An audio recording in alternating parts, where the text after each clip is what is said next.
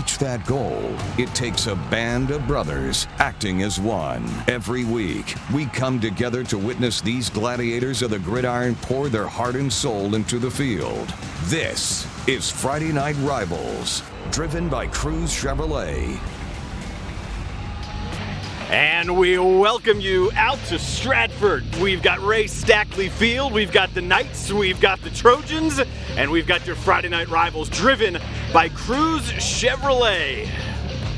We welcome you down to the field along with my good friend, the main anchor of Channel 4, Dean Stevens.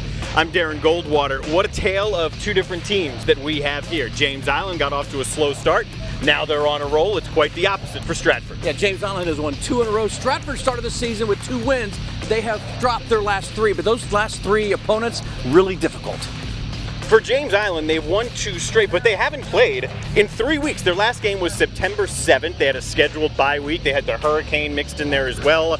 And while it was never good to have the impacts of the hurricane, it did get this team healthy, and it starts with their quarterback, DQ Vincent. DQ Vincent, first series of the year, sprained his toe. We saw him week 2, was not at 100%, but you could see the potential in this kid. 6'5", 200 pounds. He could be a force tonight and a big difference in this game. He's got some playmakers to distribute the ball to, and so does Stratford, and 2 of their playmakers, well, they're brothers. We're going to start with the senior running back, Mario Anderson. Love watching this kid play. I think one of the top running backs in the Low Country. He's got 500 yards in 5 games. I'm no math whiz, but that's about 100 a game. Expect that from him tonight. And how about his brother? Demarius Anderson seems to be the big play threat for the Knights. That's where they want to go when they need that big first down, that possession receiver. He's the guy, just a sophomore. Coach McDaniel said his team had a great week of practice. He said they're fired up and ready to go.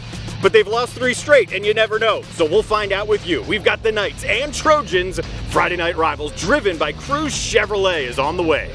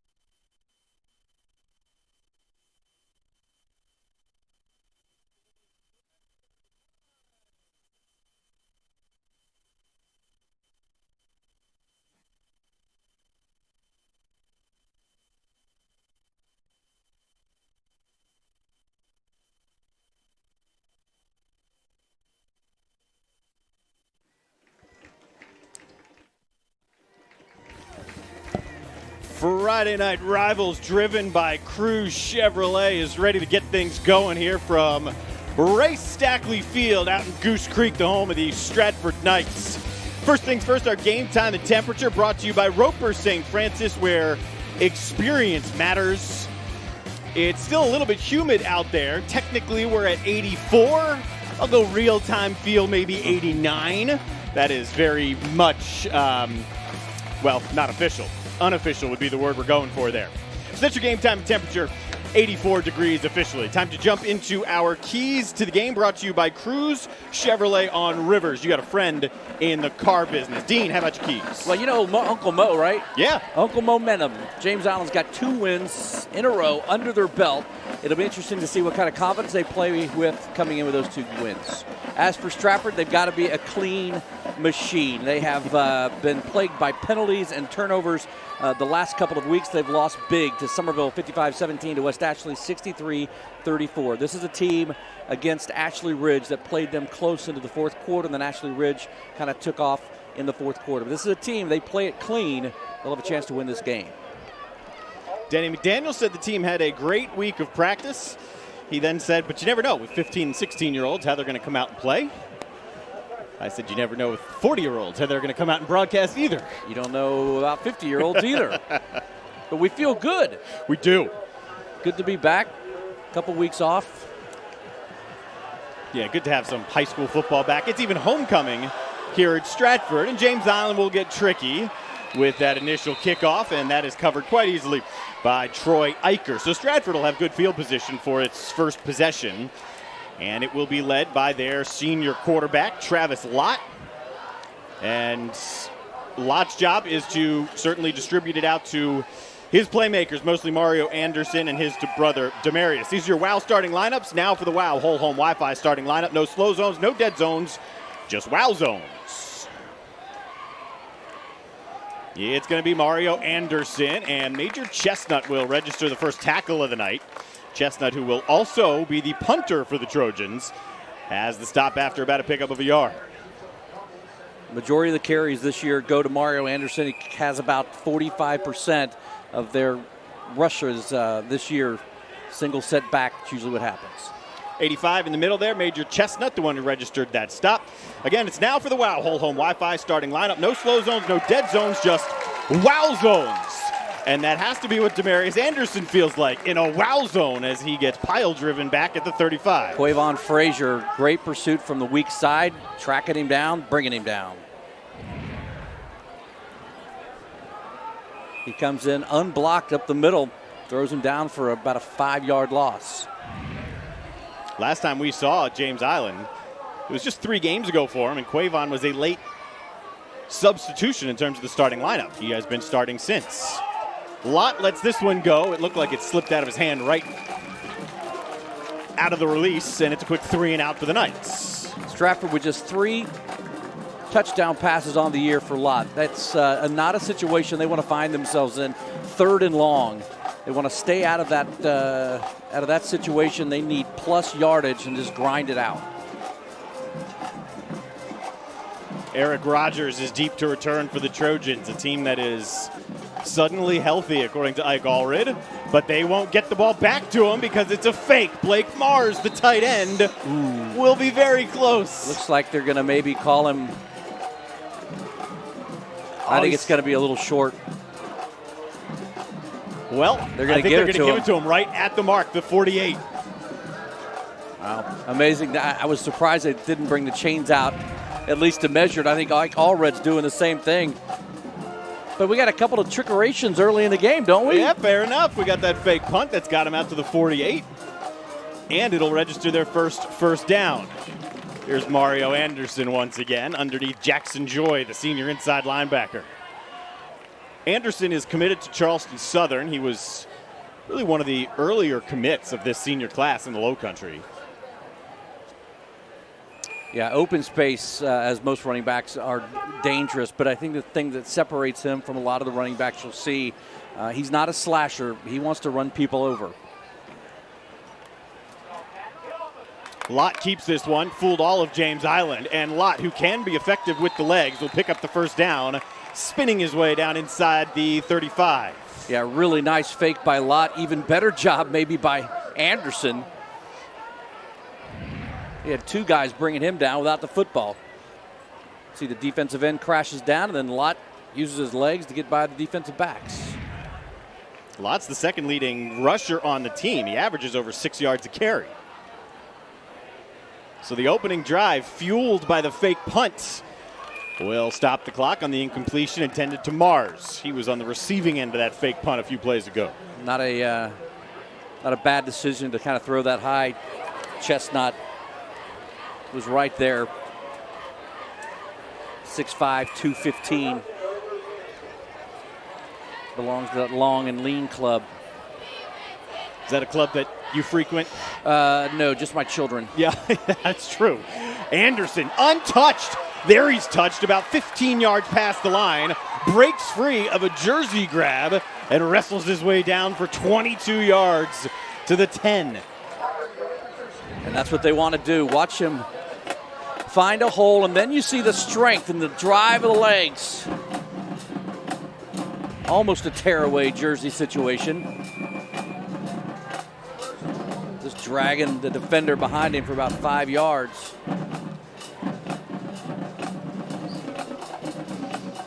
So a couple of good runs on this drive. That's the best one for Mario Anderson. He and Lott both have big runs. And we've got first and goal here for the Knights. Trying to snap a 3-game skid. Protecting Lott well, but his rifle is off the hands of Anderson. Dangerously incomplete. The danger came after it deflected off of his hands. There were about 4 or 5 Trojans in the vicinity, but it's able to fall to the turf without an interception. But the key to there, just throws it behind him. Had him open if he leads him a little bit, but absolutely no pressure. Great job by the Knights offensive line. See the arm there from Lott. He will likely be a Division I baseball player. Did you tell me he's committed already? I think he's committed to the Citadel, but I will check. Okay, we'll double check with that. There's Anderson, another big hole for him. He lowers his shoulder, but short. They'll mark him at the 1. Looked like Robert Brown was kind of a launching pad down there. He landed on him and then looked like he went into the end zone before he hits. Here's another look at it. That was backside hit. Yep. So they got this one right, and Stratford will come out in their triple option look. Walter Williams is the deep back who plows ahead. We're waiting for the call. There it is. So Walter Williams with his 3rd touchdown of the year. Dean, we saw Stratford do that at Ashley Ridge. They would get into that triple option look, then down around the goal line. Yeah, you got your running back on the left side of that line, Anderson. We also saw them throw out of that formation as well. And they go with the fake here. All sorts of interesting plays on this opening drive. A fake punt, the fake extra points. We got an 8-0 lead here for the Knights. We have to go back and look at the playbook. I don't think we really scouted this team. Well, maybe James Island wasn't aware of what was coming at him either. It's been a long time. Trojans feel like they went through summer workouts again. 3 weeks without a game. And Stratford marches down the field with a 4th down fake punt in there and takes the early lead.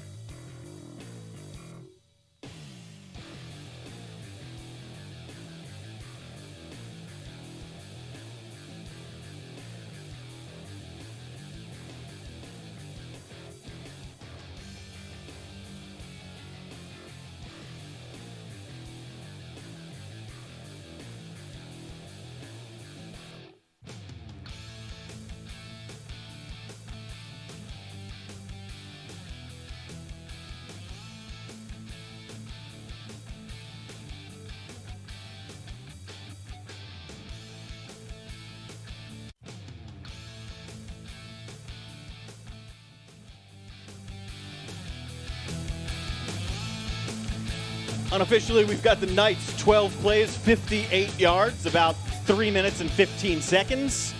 Blake Mars had the reception from the punter, Andrew Dunn, on the fake punt. And then it was Walter Williams with the touchdown. A high short kick, and James Island will start very much like the Knights started. Here's your WOW starting offense now for the WOW whole home Wi-Fi starting lineup. No slow zones, no dead zones, just WOW zones. And DQ Vincent does have that WOW factor, Dean. And I'm looking forward to seeing him healthy here. Yeah, he was definitely struggling in that first game, or the first game we saw, second game of the year. Was certainly hampered a little bit. Wasn't able to do a whole lot, get out of the pocket. That's where I want to see him excel. Your WOW starters on the defensive side. They're going to start with German here on first down. And German wiggles his way up to the 45. That's an 11-yard run on first down. Let's check in with the third member of our crew tonight. It's Megan Rivers. What's up, Megan? Hey, you guys. I'm down here on the sideline with my good friend Doug Matney with Synovus Bank. Doug, how has the PB&J Challenge been going with you guys? Tremendous. Over the first 5 weeks of the program, our local high schools have raised 14,000 pounds of peanut butter and jelly. And just to put it in perspective, this program started in our Chattanooga market, and for the whole football season, they raised 4,000 pounds. So wow. Tremendous response. Okay, and then what made you guys decide to get involved with PB&J? Well, it's an opportunity for us to challenge the local high schools to show their school spirit by raising the peanut butter and jelly. And it's also a chance for us to partner with the Low Country Food Bank and provide food for those in need. So. Okay, all right, Doug, it's time to announce our winner of this week. Two-time winner, James Island, has won again. They've collected the most peanut butter and jelly. You guys can come over here and get your check. It's not about me, it's all about you. You guys are tonight's winner. Congratulations again to James Island. Dean, Darren, I'm going to send things back up to you guys. It's awesome when something like that works out so well, collecting over 14,000 pounds for the Low Country Food Bank. Yeah, just kind of the snowball effect. And that's what we've seen with James Island now, running it on 3 straight plays. And that's where Stratford's been weak. Their run defense, they've given up a ton of yardage. Here's German now, first carry of the game. He's got that first down, and he takes a shoulder. Talk about a hit from Alex Wicker, number 5, the senior. Yeah, they started with Rogers, those first 3 carries. And they come in with German, the senior.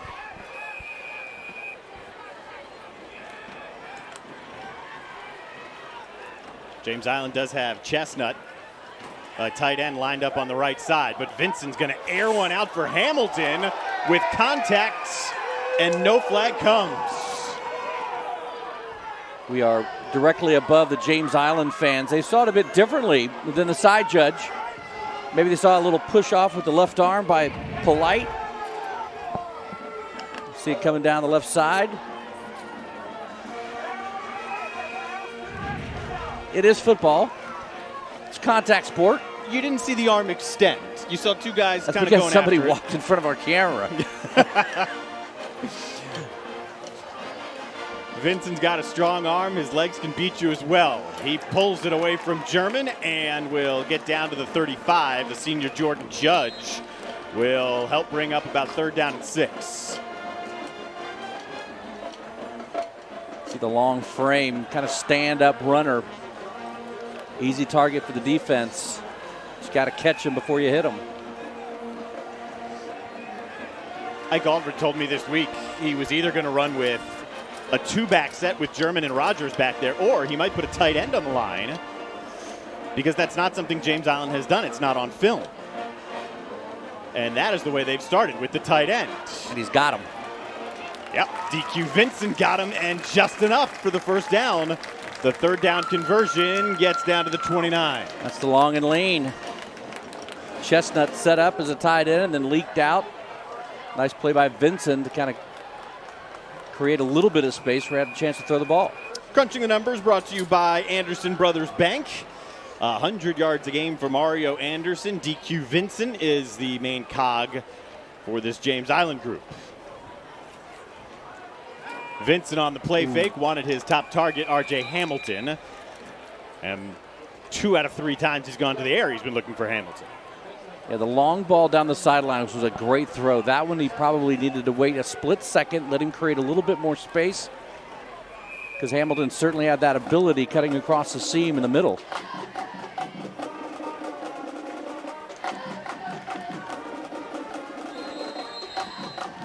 And McDaniel is going to take a timeout. So the strategy for Ike Allred and this 3 weeks off because of the scheduled bye week last week, the hurricane the week prior, it's given him a chance to add a couple new wrinkles in, like this tight end on the line. It's given Stratford some trouble here. Yeah, Chestnut is a great two-way player for the Trojans. By the way, that timeout necessary because Stratford had 12 guys on the field. And it's interesting to see how they've changed here in the last 3 or 4 plays. They pounded the ball the first 4, picked up some positive yardage, about 25 yards on the ground. And now they've thrown the ball a couple of times. You know, Allred, when he was hired here, he kind of came in as the spread attack, go fast coach. And I think really as he's stayed here for a couple of years, he's kind of adjusted his coaching a little bit to the talent that he has on his team. I don't know if there's a more likable guy on the sidelines in the entire Low Country than Ike Allred. Had a nice chat with him as he was driving his truck, and by car, I was driving out to this game.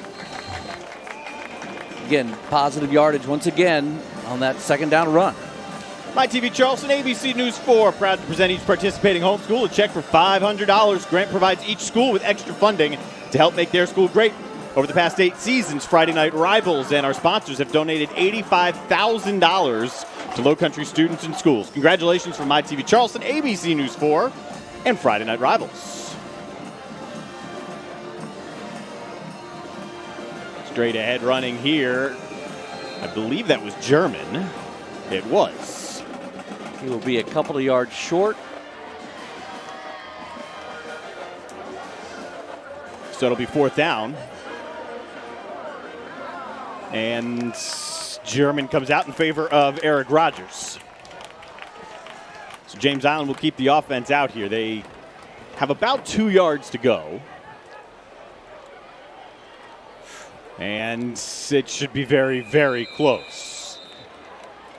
Got tripped up about a second step after the snap.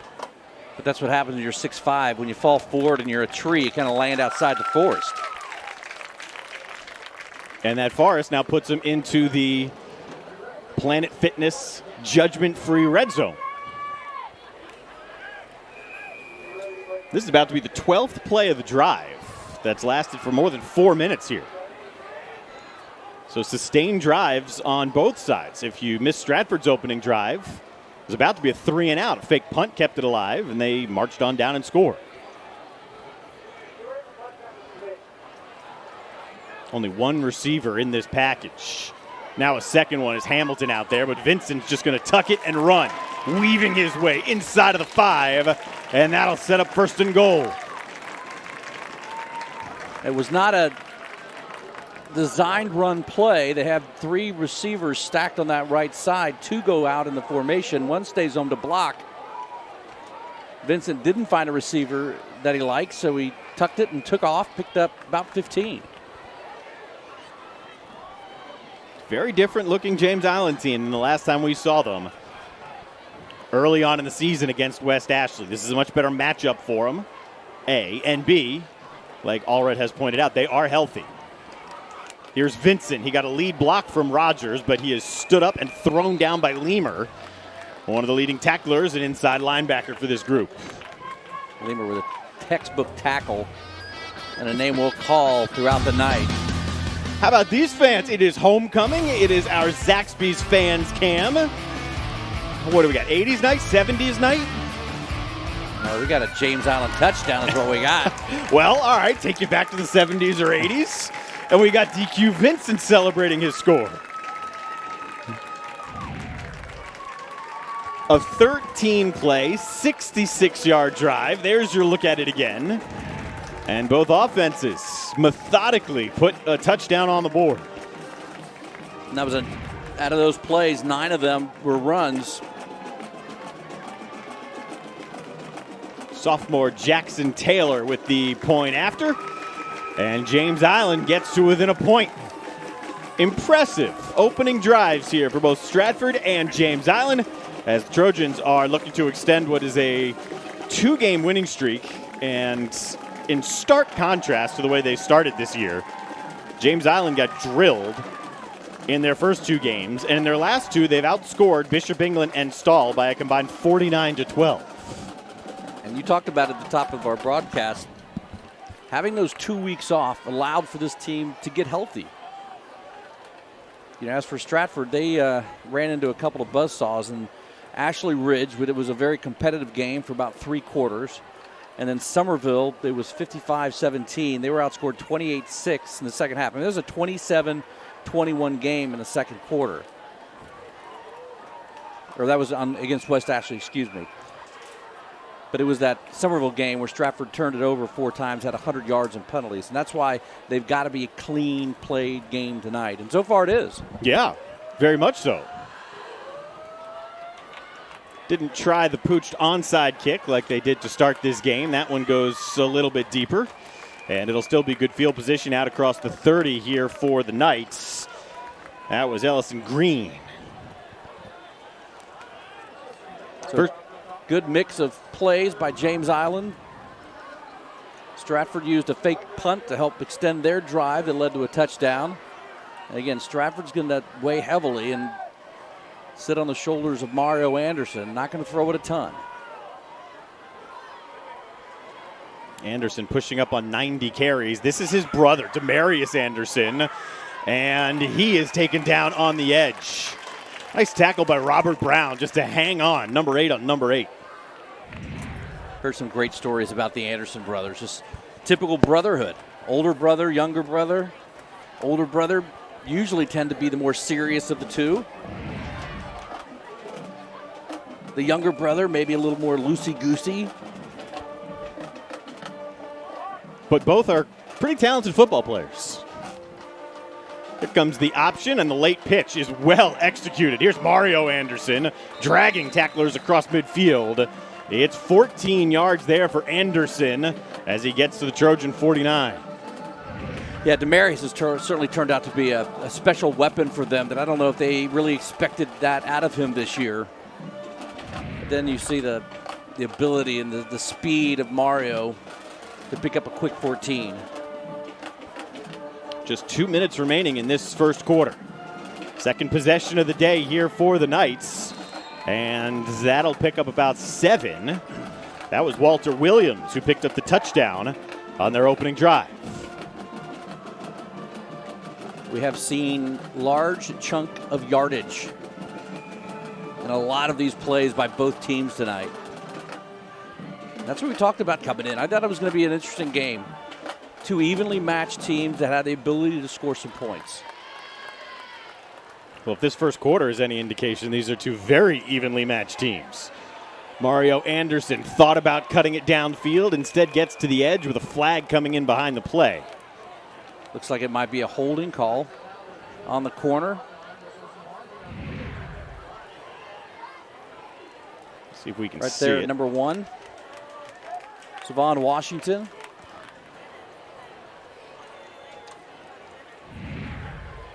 Washington, who hadn't played when we first saw this team, week 3 or 4 at Ashley Ridge. And now he's seen a little bit more playing time, the sophomore. Again, the penalty is going to negate the first down.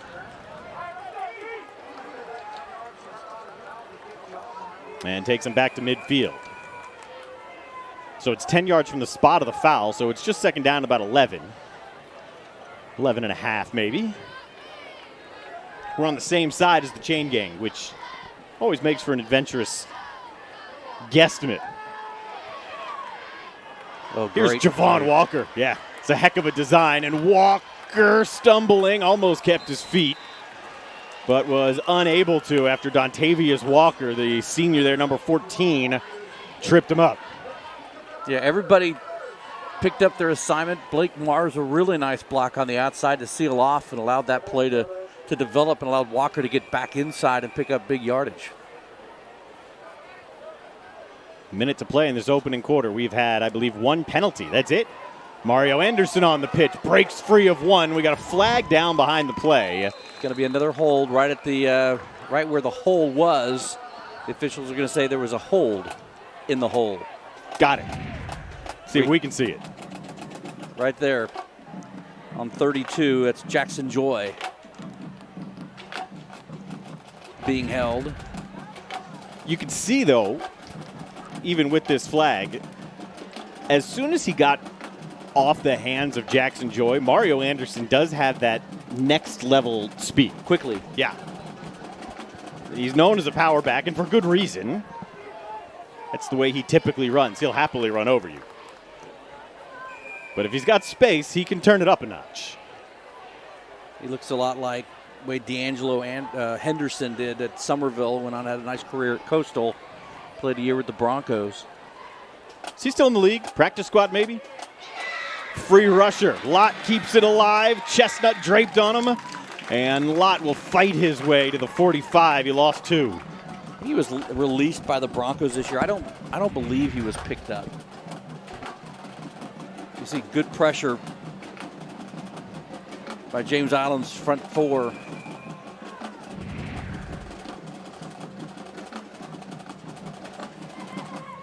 And again, a team that excels more at the run than the pass. Crucial holding penalty on first down. Put them in a situation where they're looking at second and a whole lot. It'll be second down and about what? A whole lot. Maybe 20. A whole lot. We'll go with Dean's assumption right there. What a first quarter. 8-7. Stratford with the lead after 12 minutes.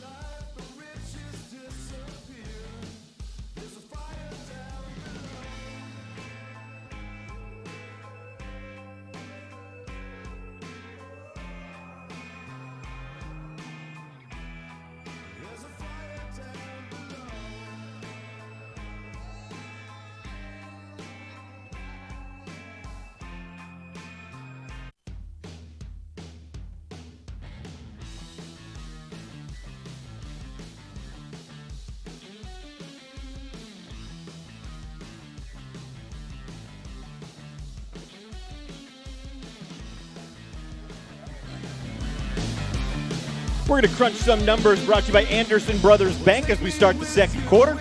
As we've talked about, Trojans got off to an 0-2 start and then it flipped the script here pretty dramatically.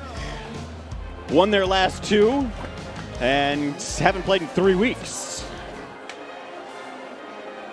So far, this has been a very well-played, clean game. I believe we've had 2 penalties. This is just the 3rd drive of the game. It's second and long, and that is a big-time hit. Ball hung up to get to Jalen Howard, and Devontae Dickerson made him pay for it. Yeah, Demarius Anderson struggled to get his hands on the defender. Those are the ones you don't really want to, you just kind of want to look down at your phone during film, if you're allowed phones in the film room. probably something that they frown against. You think? Yeah. You're not allowed to have it in school, right? I can't confirm or deny, but I may have gotten texts from people I know in my family who could possibly be in class texting their dad. Yes, I see. Lot throws it right to him. That's Robert Brown coming back the other way. On 3rd and long, Brown gallops his way down to the 30. It's about a 40-yard return there for Robert Brown. As James Island celebrates, it's time for a David Ayler Law Office Educator Spotlight. For that, we go to Megan Rivers. Principal of Stratford. So nice to see you again. Well, thank you. It's nice to see you again. All right, homecoming night. How exciting is it for you and your students? You know, we absolutely love this. We've had a whole week of homecoming festivities, including a dance that we had last Saturday night, the first one ever. And then it's just really good to see all of our alumni coming back to support us. Okay, you said you had a dance. Now, were you on the dance floor? I was. What dances did you do? Oh, no. You want to bust a move for us right now? No, not going to do it. Okay, well, your guys are up in the lead right now. How do you feel about how they're playing tonight? You know, I'm always proud of our kids, no matter whether they're winning or they're losing. They are winning, which is great tonight, but I'm always proud of them. Okay. And homecoming night, what kind of things can we expect during halftime tonight? The crowning of the queen, of course. All righty. Well, Principal Taylor's with me. Dean, Darren, that's the ladies from down here at the field. No, wait, before we send it back up to you guys, there's a check you guys get. Oh, yes. Whopping $500. Yay. How exciting for you guys. All righty, Dean, Darren, I'm going to send things back up to you guys. Thank you very much, Megan. While that interview was going on, Brandon Simmons was getting checked out. There's McDaniel with the headset on, his head coach. That is a vital player on the line for him. The junior starts at left tackle and sees a whole lot of time on the defensive side of the ball as well.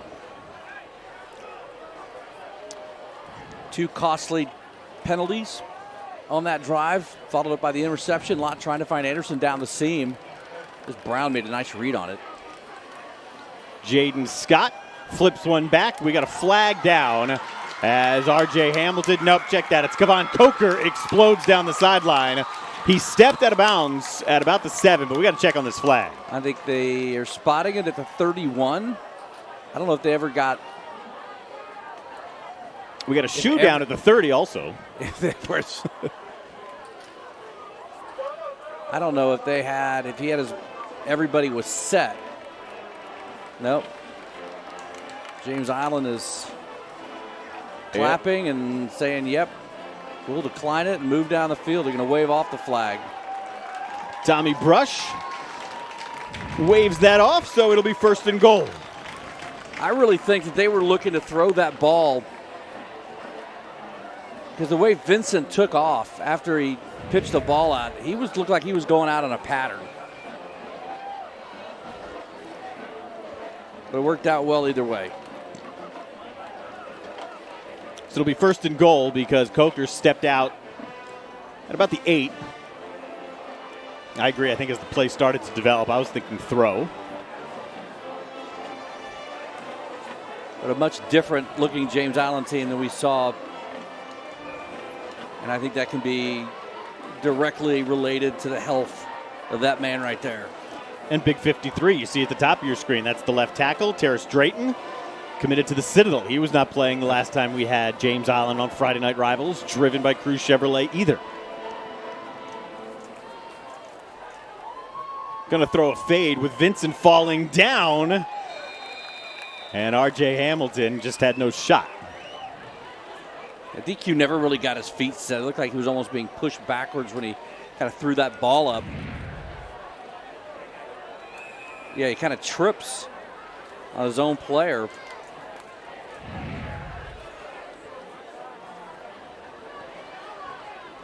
Trojans went 13 plays and 66 yards the first time they touched it. Used the running game the last couple of plays to get in the end zone. See if they do it again. They will come with German, who waits and then explodes through the hole. German's 3rd touchdown of the year. And the Trojans have their first lead of the night.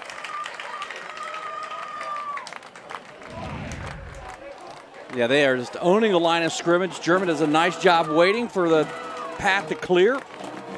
and is able to cut inside, and James Island's first lead of the game.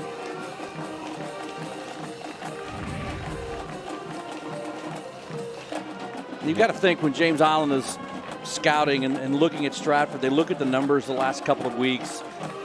Jonathan Bennett, the Somerville quarterback, put up 356 total yards. They're going to get tricky on you as well. Did he get in?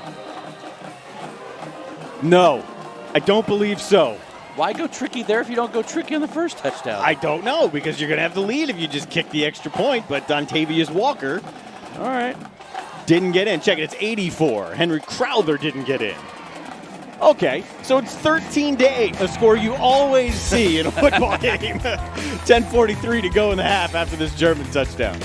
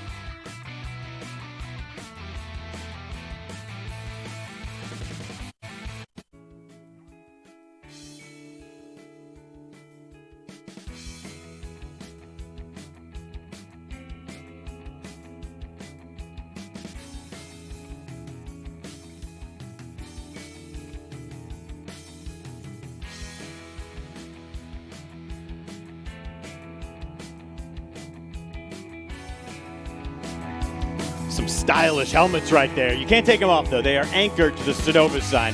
Friday Night Rivals, we are launching the Synovus PB&J Blitz, benefiting Low Country Food Bank, local high school that donates the most jars of peanut butter and jelly.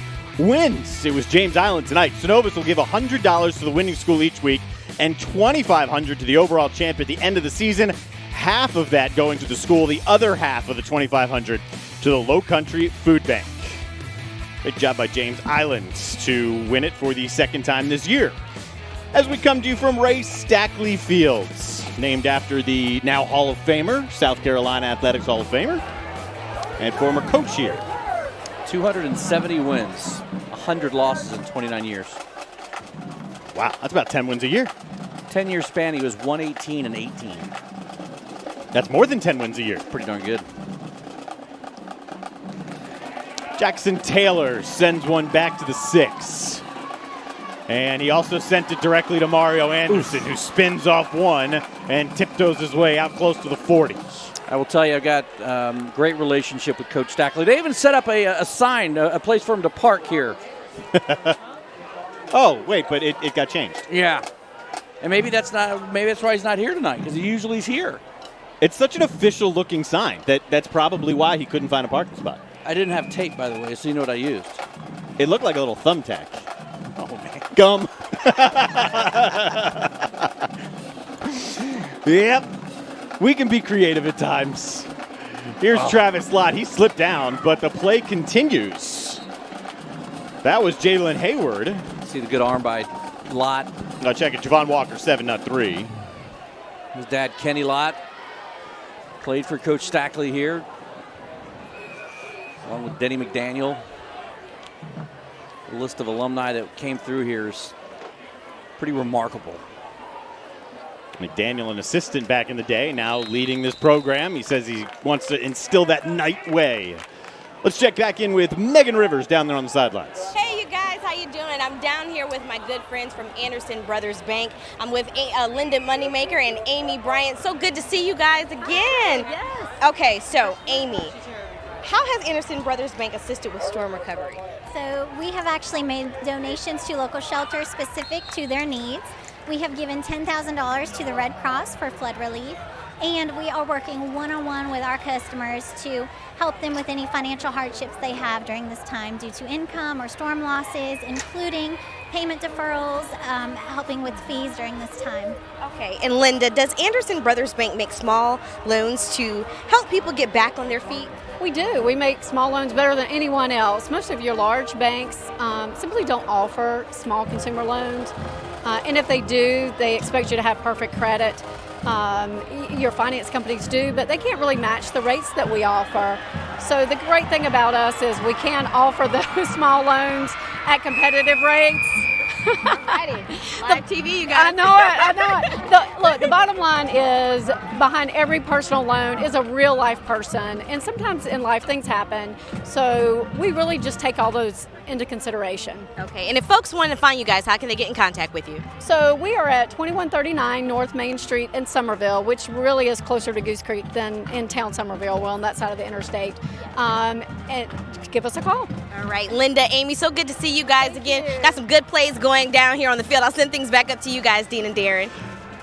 Megan, it looked pretty good as it was coming right at you from behind, but there was actually a flag down, so it's all the way back at the 42 now. That's a third long gain. They've been called back because of a hold. It's first down at about 3 because it's 10 yards from the spot of the foul.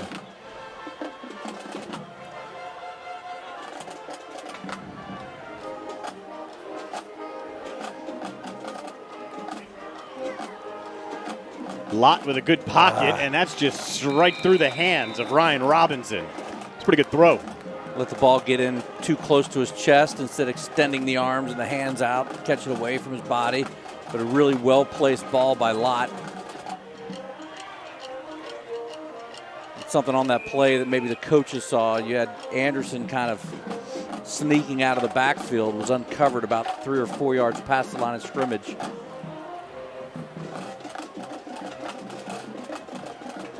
Third Stratford possession here.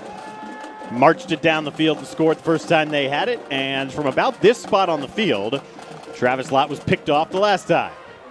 Here's Mario Anderson. Look at that cut on a dime, then downfield for the first down. He picks up 7. Yeah, you just keep giving him the ball.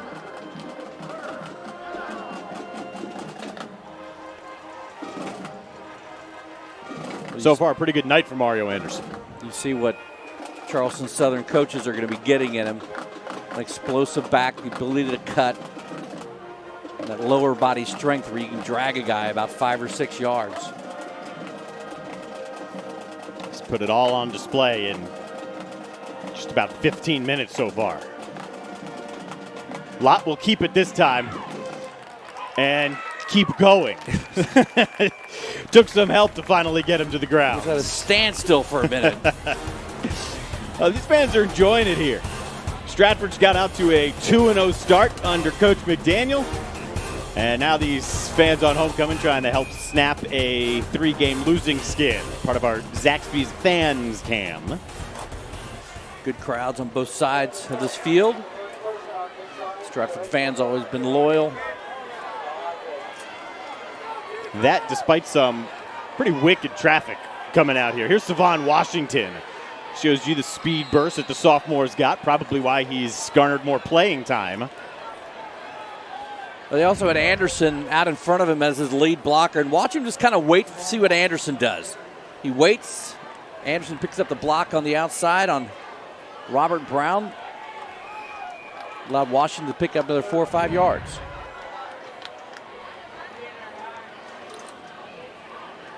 Mario Anderson will pick up his 3. And if you're Denny McDaniel right now, you'll take these 3-4 yards every now and then because sooner or later it's going to be 34. That's right. That one's good for the first down. You're grinding some yards. You're grinding the clock. Already down to 7.5 minutes. So far, it's been about a 3-minute possession. one penalty has taken back the largest play, a 43-yard run. Anderson not getting away from Quavon Frazier this time. I tell you, if someone's in the backfield, it's likely Quavon Frazier or Major Chestnut. Yeah, 6'2", 220.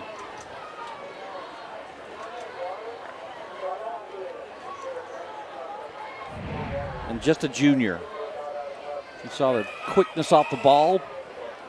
Another 20 pounds on the kid, and be a force his senior year. Could definitely see him at that size, 15 more pounds or so. Yep. At another level. Yep. Travis Lott, nobody took him. Primary responsibility to stop the ball, and Lott instead will get down to the 14, a 13-yard run for a first down. Jarrell Jones with a tackle. But you want your defensive end to be able to stop and block down. But you see Frazier kind of crash on the inside, and that's where you get in trouble. Nice open field tackle by Jones. It's the fourth first down of this drive, and we're about to have the 11th play. So that's what this game has been. 3 really long drives. Yeah, particularly at this level. You don't see it get out to the 12, 13, 14 play mark very often. Lott with his offensive line just pushing him down. How far is he going to go? We'll spot him at the 2. Again, he was just standing tall and just moving along. Got a little help from Brandon Simmons, so he appears to be okay.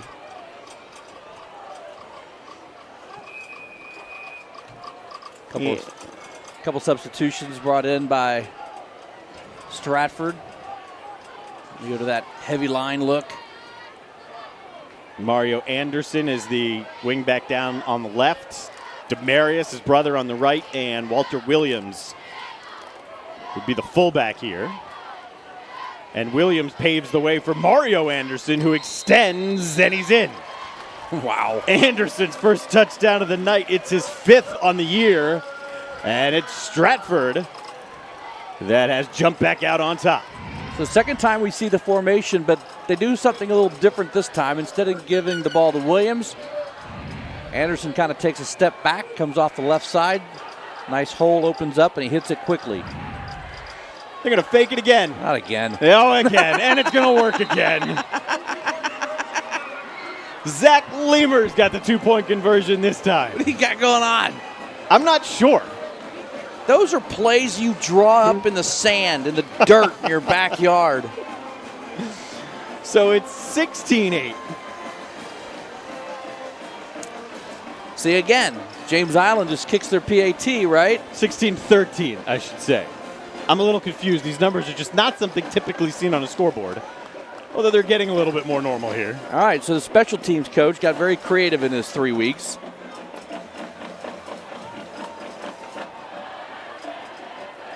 Allred's not sure what to make all of it.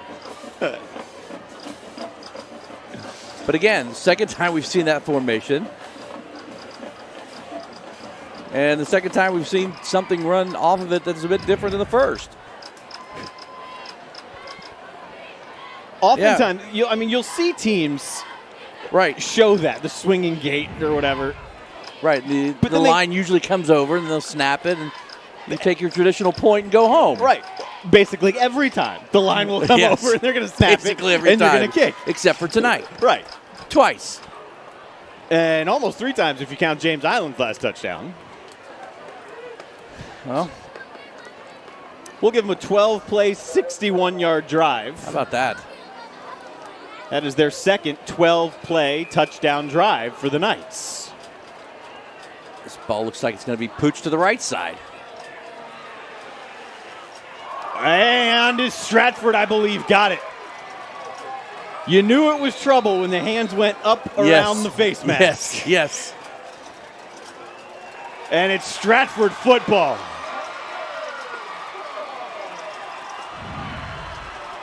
Well, a little bit of everything. But you're exactly right. I think you just throw up that right hand, call for your fair catch, cradle that thing like a baby. So James Island's the team that has had 3 weeks off, calling it kind of like another summer camp. Extra time to install new things, but it's Stratford that's come out with a couple of 2-point conversion trick plays, a fake punt that led to their first touchdown, and now this. Lott wants it all. Sets up and fires. Ooh. Oh, just off the hands of Walker. Just almost underneath the John Deere. We want to back that thing up a few yards. I think so. I would agree with that. But a really well-thrown ball by Lott. Puts it right in the back of the corner of the end zone. Coverage was good as well. I'm going to tell you, when the young man who dropped that kickoff came off the field, one of the James Island coaches came over, put his arm around him, talked to him, and then showed him exactly what you talked about. Put his hands up like cradling a baby and then put his hands up in the air. Just a teaching moment. That's right. Question is, will the Knights be able to capitalize? Anderson is down over Dontavius Walker, leading tackler on the team, about 10 of them per game, and it'll bring up third down. Yeah, I wonder at some point if at James Island they start to kind of crowd the gaps,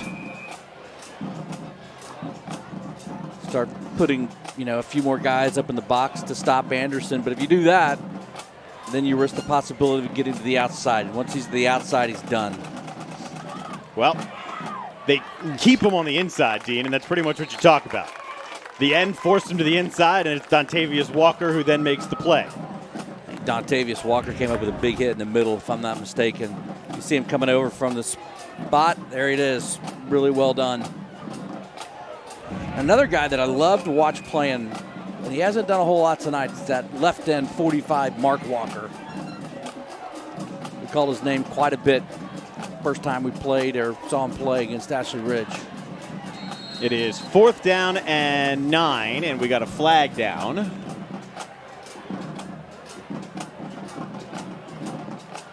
Going to be an offsides on James Island.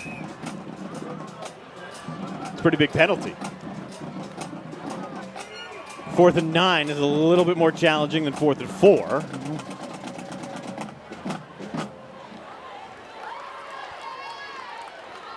But so far, again, we've pointed it out, it's a clean game. Haven't been a whole lot of flags. I think they are. All red was pointing down towards the scoreboard, which is to the right side of your screen.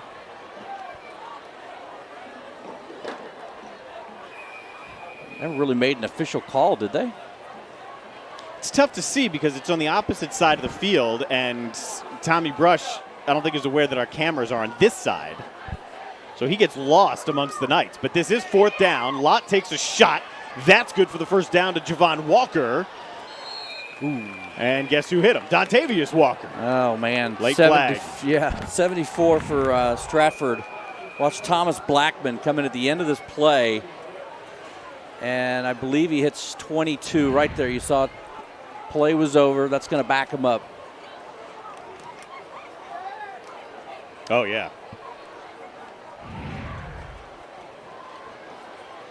Not even hiding it at all, just running straight through him.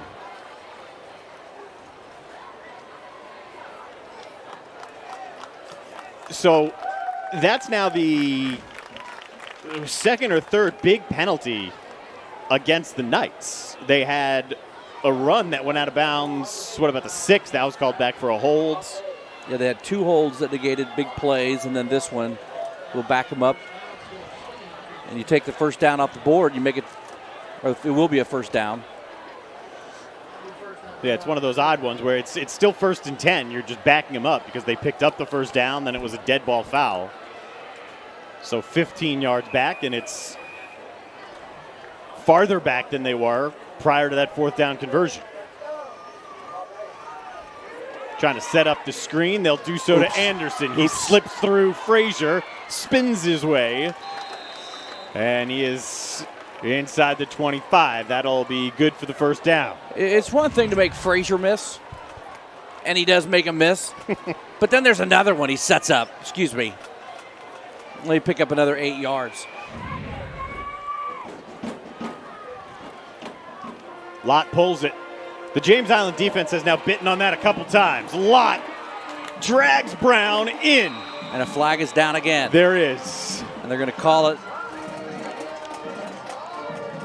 I would say it's on 37 just because of the way he was reacting, Blake Mars. We'll have to go back and look to see. But the point I was going to bring up, you go back to the last Stratford drive. How many plays was that? The last drive was a 12-play touchdown drive. And then you got a kickoff that was fumbled. So James Island's been on the field for about, defense has been on the field for about 20 straight plays. Yes. They've been on the field since there were 10 and a half minutes remaining in this half, so 7 minutes. When you got a running back like Anderson, and as well as Lott's been running the ball today, fatigue starts to play a part here. And another penalty is going to back him up. The difference here is going to be 1st and 25. They need to get close to the 15-yard line. That offensive line holds up well, and Lott throws high, a dangerous ball that Jarrell Jones had his sights set on. Hey, he was looking at Anderson the entire time. I was watching Anderson. He had a hard time finding an open seam, open spot to kind of sit down in. That's got to be a situation, Lott is a senior, where he doesn't see any separation. Don't try to force it. Either tuck it, run, try to pick up a few yards, or check down, find an open man. That's going to be, Walker's going to point to the right tackle. And it is on Frazier. So it's on James Island here. So that'll give Stratford 5.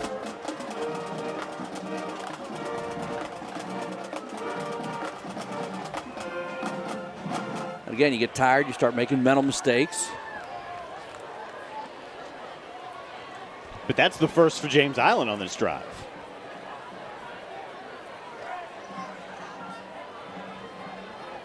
Yeah, 4 receivers.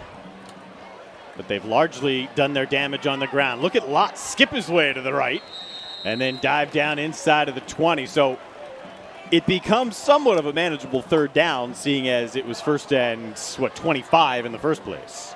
Chestnut with a nice tackle around the ankles just to trip him up. But I think you're also in a situation here at, 3rd and 8, which probably 2 downs here.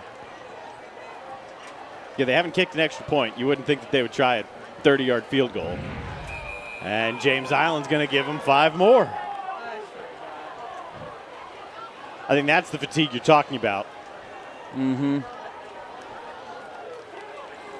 Looked like it was number 48 on the near side, Will Floyd, who was coming off the field. So a series of penalties here on both sides have kind of stopped the flow of this game a little bit. Yeah, so much for our clean game, right? Yeah, we talked too much about it, didn't we? I think we must have jinxed it. Mario Anderson has enough for the first down, though, so he's going to keep this drive alive. But that's what you look at. The last 8 minutes they've been on the field, the James Island defense. And by the way, it's not 62 degrees out here either. It's not a crisp, cool night. No, it's a pretty muggy fall night. I'm ready for fall. Yeah. Don't believe these meteorologists who tell you it's fall. They might technically be right, but no, technically. No. Mm-hmm. On paper. The game's not played on paper, Dean. Weather is. Here's Lott, and he got it.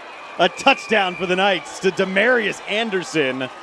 The 3rd of the year for Anderson. Caps off a lengthy 9-play drive that started at the James Island 32. Keep an eye on number 3, Jalen Hayward. Jalen Hayward thinks that ball's going to him.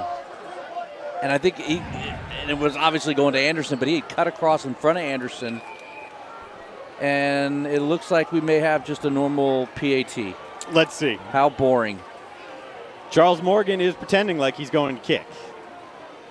It's the first time they've actually lined up for it as well. And there you go. So Charles Morgan looked pretty comfortable right there. Tacking on his first extra point of the night, and Stratford has opened up now a 10-point lead at home looking nothing like a team that's dropped 3 straight games, mostly blowouts. They did put up 34 in their last game against West Ashley. But they've really started to mix it up well with Lott throwing and his ability to tuck it and run a little bit.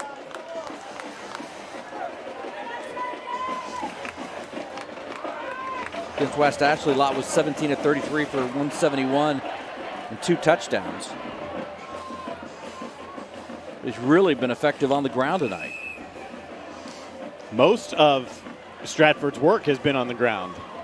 But let me go back to this. Remember, they had a lengthy touchdown drive, then that pooch kick. This drive that lasted about 3.5 minutes started at the James Island 32. It got down to about the 15 or 20, then moved back, and probably did that a time or two again. Yes. How many plays was that drive? Unofficially, I've got it for 13. And then We'll check that with 5, so 8, because there were 5 penalties on it. To go 32 yards. Oh, yeah. Love it. Forwards, backwards, forwards, backwards. And they're going to try this again. Jose De La Cruz. This one's even shorter. The fair catch is called for. And James Island will touch the football for the first time since scoring with about 10:40 to go in the half. Now, it's 23-13. You got a 10-point lead. Why would you give them good field position? Well, those kicks have worked, so I can play devil's advocate there. Is it going to work 3 times in a half? How deep can you kick it? How deep is your love? I don't know. I mean, probably down to the 10 or 15. I don't know. I'm not going to question the Stratford special teams tonight. So far, they've been pretty effective. That one's off the fingertips of Kevon Coker. You saw the arm strength there. Just really tried to zip it in. Was a little bit too high. Had him in the seam. But again, off the mark just a little bit. I mean, if you want to talk Stratford special teams here, we've got a fake punt converted. Yep. On the opening drive, it led to a touchdown. 2 separate 2-point conversions. Yep. Both successful. Yep. A pooch kick that was recovered. Yeah. Special teams are going to get an A here. Okay. There we go. DQ Vincent escapes that pocket as it breaks down and lunges forward for a run of about 6. That's what I would look at in this drive. I would allow DQ to get some open space and let him run the ball. There's under 2 to play, down 10. They need to find some points here. They haven't been stopped. This is only the 3rd time that James Island's had the ball. They've got 2 touchdowns. Rogers and German both in the game at the same time.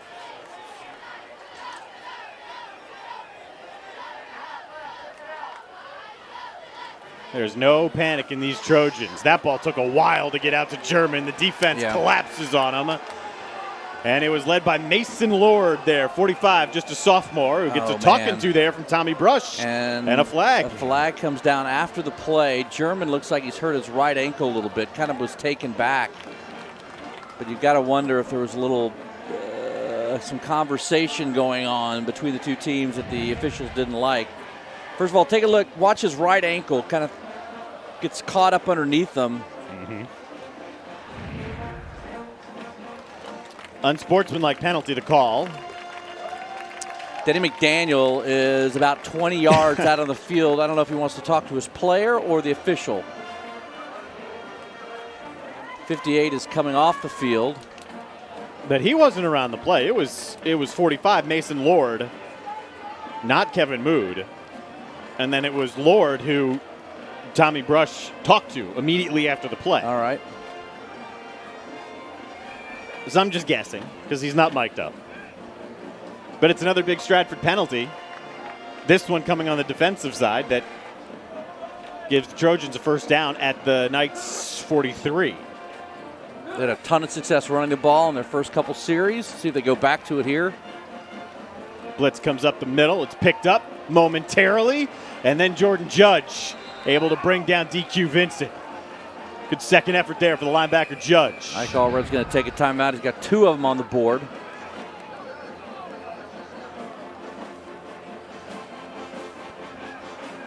And the James Island's coach is just going through the throwing motion. He's like, throw the ball. James Island has won 2 straight after starting out 0-2. Unbelievably, this is just their 3rd possession of That is crazy. Of this half. And they haven't been stopped. Their first touchdown drive was a lengthy drive. Their second one was short. Remember, they got the interception and then a big play. And they just ran 3 plays. So time of possession heavily favoring Stratford, who also leads by 10 on the scoreboard. Touchdown here, and it makes it a 3-point game, and you wonder how it could be so close with those numbers you talked about. And that's something I'm sure Denny McDaniel will talk about with our Megan Rivers at the half. You know, the inability to keep it clean. You know, it's something maybe you expect to see the first couple of games in, but not in game 6. And if you're wondering, James Island will get the ball to start the second half.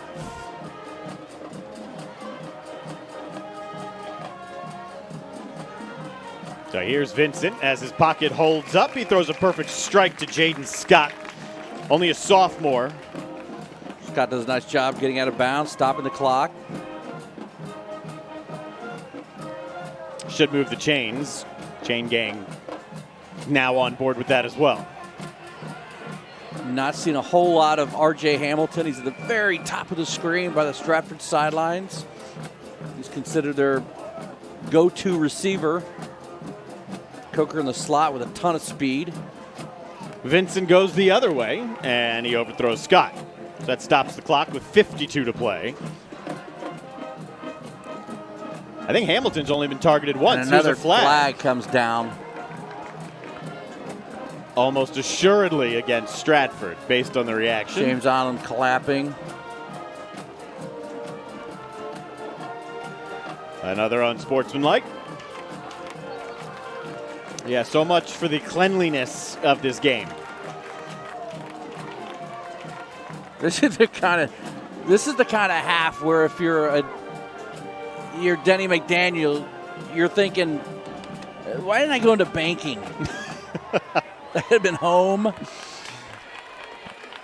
Instead, but those are 2 like self-inflicted personal fouls where it looks like just too much yapping, right? Yeah, you got 2 minutes to go. You're defending a 10-point lead, and you have given James Island 30 yards, and they started on their own 42. And Denny called a timeout, and he is, well, you see him there.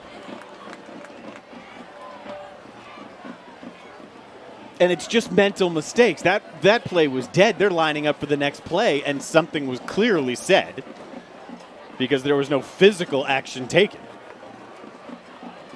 There was a little one-on-one meeting with a player and a coach. The player's sent to the sidelines. And because of his frustrations and his team's penalties here, Stratford takes that timeout, so even though the clock was stopped, right? All of these deficiencies would be the wrong word, but mistakes have simply just guided James Island down the field. They've only had to use 1 timeout.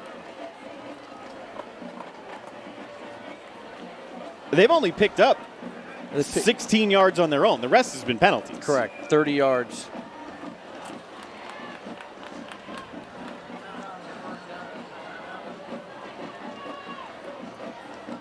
Back to ball here. The pump fake, and again looking for Scott, who gave up on it as it sailed out of the end zone to bring up 3rd down.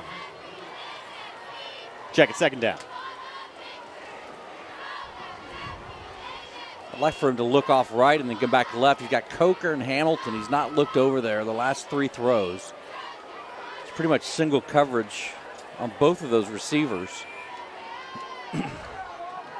I think R.J. Hamilton's been targeted once. Mm-hmm.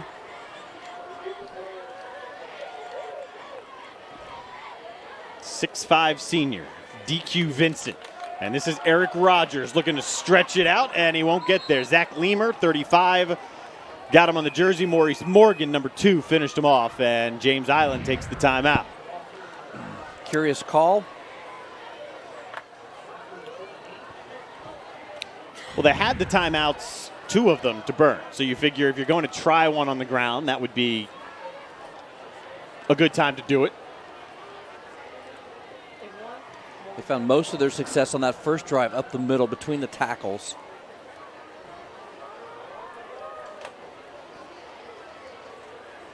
It's got to be hard for this James Island offense to get in a rhythm. They were on the sidelines forever when Stratford had those back-to-back possessions. Then they come on the field, and there's all these stoppages with the penalties. I mean, they can't get into any type of a flow. We had a pretty good flow going there for We a while. did a great flow going. Most of it we was were going to be home Stratford. by 9:30. That first quarter, that took about 20 minutes. Yeah. And this one was heading that way until the last possession. Stratford's piled up its fair share of penalties. Trojans still with a timeout to burn in 35 seconds. Plenty of time here from the 15. Offsides on one of the receivers. False start. Bottom of the screen. It's going to back him up 5. Based on his reaction, Jaden Scott, who's been targeted the last couple of times, his head is down, He's kind of walking wandering like in circles. He looks like he threw out his back, which is something that we would do at our particular age. There's Ike Allred talking to him a little bit. Allred kind of a rare exception in the high school football ranks, particularly the 4, the 5A ranks. He's a biology teacher, not just a football and PE coach. Vincent didn't like it. So he goes down close to the 10, and the Trojans will likely take their final timeout here. So you're going to kick a field goal, or are you going to go for it here? Well, he's going to take this clock down and then call the timeout. Remember, James Island gets the ball to start the second half. The James Island crowd, a little antsy, not quite sure what he's doing. But you're right, he's going to take that timeout. There you go, 2 seconds left. With that idea, you've got to think we're going to go ahead and kick the kick the field goal here, right? It looks like it. Jackson Taylor was a helmet on, set to run onto the field, and then kind of held back for a second. There you see 23, their sophomore kicker. I mean, if you're gonna go for it on 4th down, you're not going to waste all that time, right? Unless you're saying, no, they're going to kick the field goal. Regardless, we're going to chuck one into the end zone. It's going to be the final play. Now, at the 40-yard line, there's a coach. I don't know if you can see it in that shot. About the 41-yard line on the James Island side. He's got a blue visor on. His arms are crossed. And that is DQ's dad, Preston Vincent, who was great at Goose Creek. Went on to play for the Gamecocks. No, that's the 32-yard line. Just go another 10 yards up. There you go. You had him right there. Right there. Blue to the hat. left. Walking to the left. Yep, missed him. We had him. He was right there. But he was the one. There he is in the background. He was not happy. That's a nice little kick. Yeah. That's a pretty solid kick. He That's was a 30-yarder straight through to end the half. He was not happy that his son didn't throw the ball. Well, his son directed a scoring drive. It just happened to get 3 instead of 6. And the tail on the daddy. We got him. Just stick with us. We'll get you there. Good game. It is a 7-point game at the half. The only time an offense has been stopped, it was Stratford throwing an interception. The Knights with a couple of 2-point conversions. Special team success lead this 23-16 as they look to snap a 3-game losing skid. Friday Night Rivals driven by Cruz Chevrolet, where you've got a friend in the car business. And we'll see if Megan Rivers is going to chat with Denny McDaniel. She's working on it. Getting her exercise in, dragging that mic cord out to Denny right there. So the Stratford grad has his team up by 7.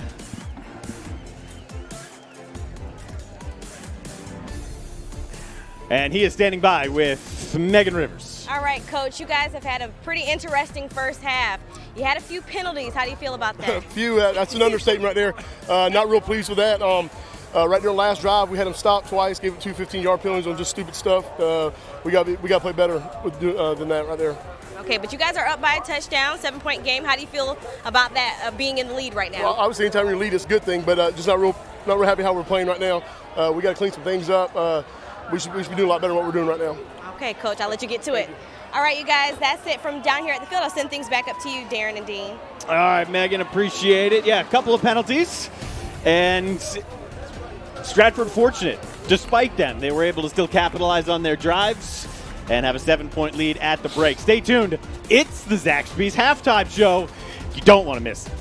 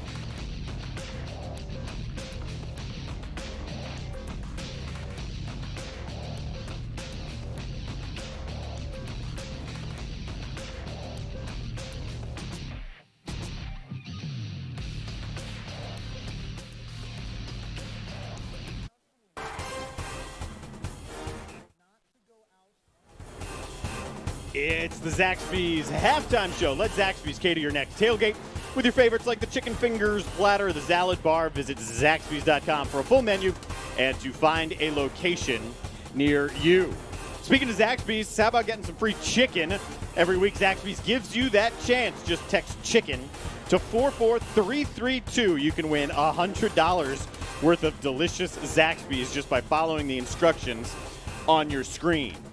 Also, every week, David Ayler Law Office is proud to highlight scholar athletes from each participating school. The students selected have the opportunity to win a $5,000 scholarship at the end of the year, and here they are. We're giving you a preview of tomorrow here. Josh Lipsitz, I say tomorrow, we're talking about next week, from Hammond and Porter Gow. That's what we've got next week.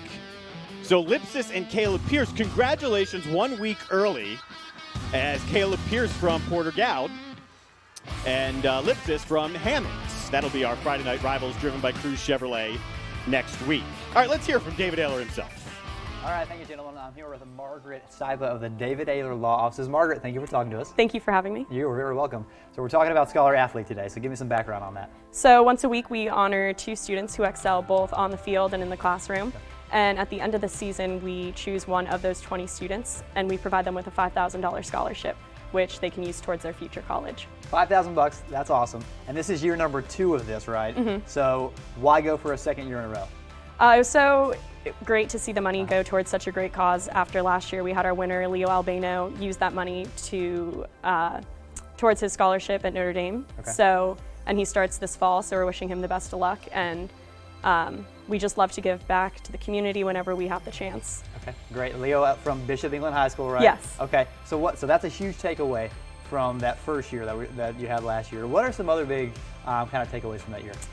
It's just great to see the benefits of high school sports. It teaches students about leadership and time management and all lessons that you can use throughout life. So it's very important. It is. That is awesome. Margaret Stipler of the David Ayler Law Offices. Thank you. Thank you. All right. Guys, we'll go ahead and send it back to you. Appreciate it. We're going to make sure that these guys get the right recognition. These scholar athletes tonight, Travis Lott, the quarterback for Stratford, his GPA is 5.1. Plays baseball and football. He's been all region and all low country. He is verbally committed to the Citadel Bulldogs to play baseball. Plenty of community involvement as well. Alexis Schuler from James Island plays volleyball, the 3.9 GPA. She's been on the varsity volleyball team for all 4 years, and she's a captain.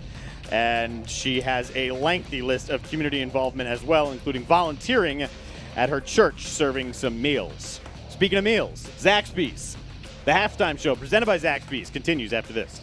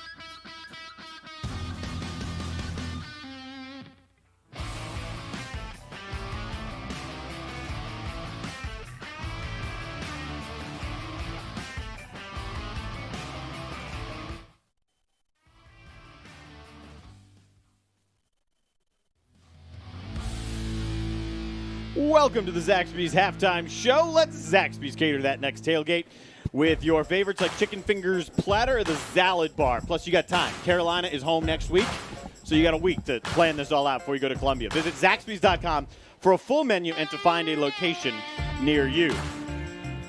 Tonight and every night on Friday Night Rivals, driven by Cruise Chevrolet, we thank RKO Total Graphics. That's in downtown Charleston. Without him, we couldn't present this awesome trophy. Inscribed in all. The winner gets to keep that trophy following the game tonight. Let's toss it down to Meg. Hey, you guys. The first thing I did when I moved to the Low Country is I had to find out where the Zaxby's was. No lie. I'm joined now with my good friend Greg from Zaxby's. How you doing tonight, Greg? I'm doing great. How you guys doing? We're doing good. So tell us, for those who don't know exactly about Zaxby's, what is Zaxby's? We have 12 locations in this market area, and we've been here about 15 years. We sell fresh salads, sandwiches, chicken fingers, and wings. We've got a brand new filet fried sandwich out. It's just fantastic. Oh, is it on the toast? No, it's actually on a new bun that we have, a new potato bun. Okay. Now, this wasn't what we discussed, but if you tell me the secret to the toast, do you have to kill me? Not tonight.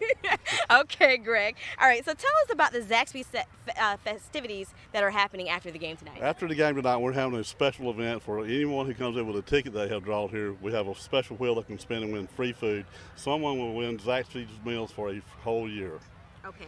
Now we have our friends from Coastal Crisis Chaplaincy here as well. So what do we all do we have going on here tonight? We are very happy to support the Coastal Crisis Chaplaincy. What we're doing tonight is we will give them 20% of our sales to donate to their cause from hours 8 to 12. Okay, and how exciting is that for you guys? That's great for us because we're a nonprofit organization and we respond out to needs in the community, not just Charleston County, but throughout the Tri-County area for the first responders and then the families that are in need also. Okay, well, thank you so much both for being with us here tonight. There's plenty of Zaxby's locations, 12 across the Low Country that you can go visit. Dean, Darren, I'll send things back up to you guys. I'm sure there are plenty of Zaxby's on our way from here back home following the game. But before we get there, we've got my personal favorite segment of every Friday Night Rivals driven by Cruz Chevrolet game. That's coming up next. 2 of them, in fact, so don't miss it.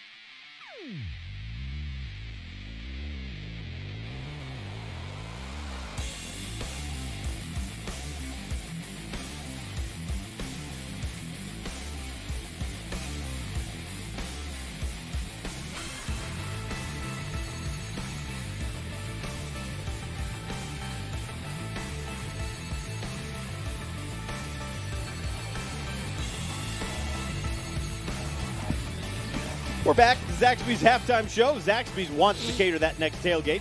Got your favorites like the chicken fingers platter and the salad bar. Check Zaxby's.com for a full menu and to find a location near you. And you know what you need a Zaxby's tailgate platter for? FNR highlights from last week. Oh, yeah. All right, corporate, here's your chance. Better not come with greasy fingers. That's all I got to say. No, not greasy fingers, just greasy dollar bills No, from he Vegas. did not. No, he did not. No, he did not. Oh! All the way to the ground. That's an interception there, wasn't it? No, it was a touchdown. Oh, was it? That guy barely had it. Oh, big man. What are you doing? Who's got the ball? The fridge has got wheels. Oh, man. Yeah. He kind of high-stepped into the end zone. He did, after he just manhandled the running back. That's a large man. Johnstown, Pennsylvania. Yins. That's what they say up there. Yins. Yes, they do. Oh. We got a lot of big men The scoring. quarterback not only threw the pick, but he got steamrolled to the end zone. Is this Wofford? It looks like Wofford, but it's from Springfield. Gonna guess Illinois, maybe? Nice throw. Nice field. Yeah, a lot of that people too. there. Oh, the Redskins. Bernie. This is the Redskins and Giants. That's from a San Bernie Antonio. High School out of San Antonio. Tuck it and run. Oh, he's got to keep going here, right? Yeah, it's a highlight. There he goes. What a block. Oh, my goodness. These are old school Redskins, too. This is like And he changed hands in the middle of the run. Yeah, but the That's Giants John scored. Riggins? Is that your John Riggins Redskins? Yeah, that would work, but then the Giants scored. Yeah. So it's kind of like the current Redskins. They still can't Why tackle. Tittle scored. Great moments from around the country still don't include great moments from Charleston. Come but on. this is great. Our time to get you interactive. We're number one. Do you like that? know we're the best. Come on, crowd, yell, let's go Knights. Let's go Knights. We're number one. You know we're the best. Come on, crowd.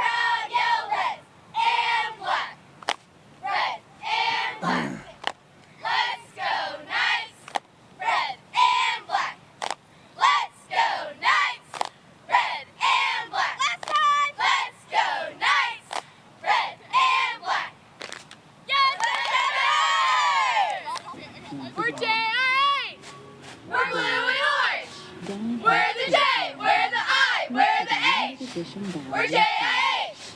We're JIH! We're the home of the blue and the orange! We're blue and orange!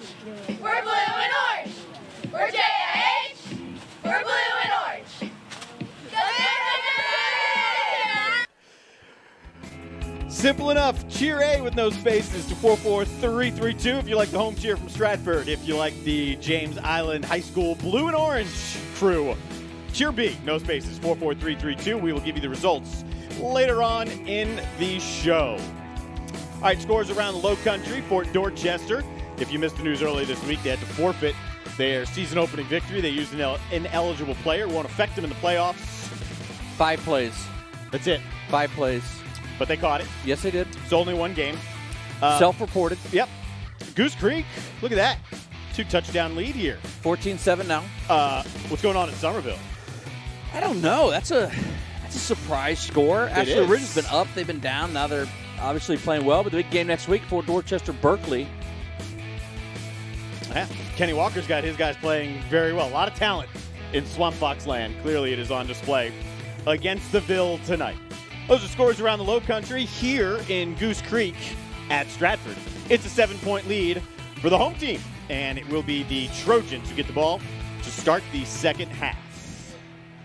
Stick with us.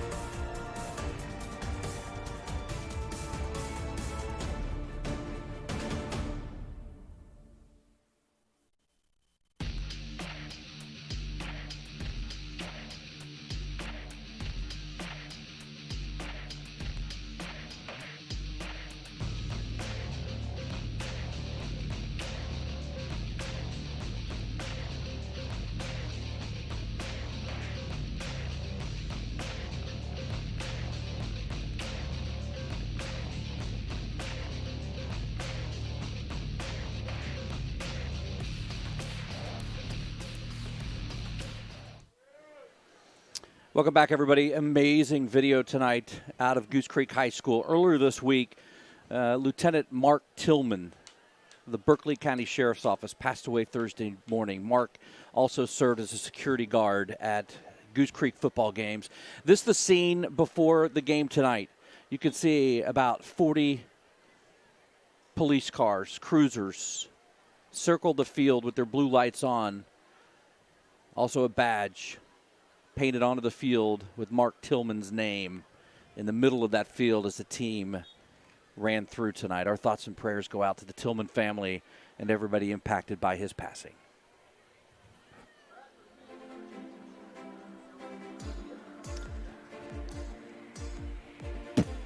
Great job by Scott Eisberg, who was able to get us that video chilling, in fact. And, well, I mean, we're not there, but Goose Creek has a 2-touchdown lead.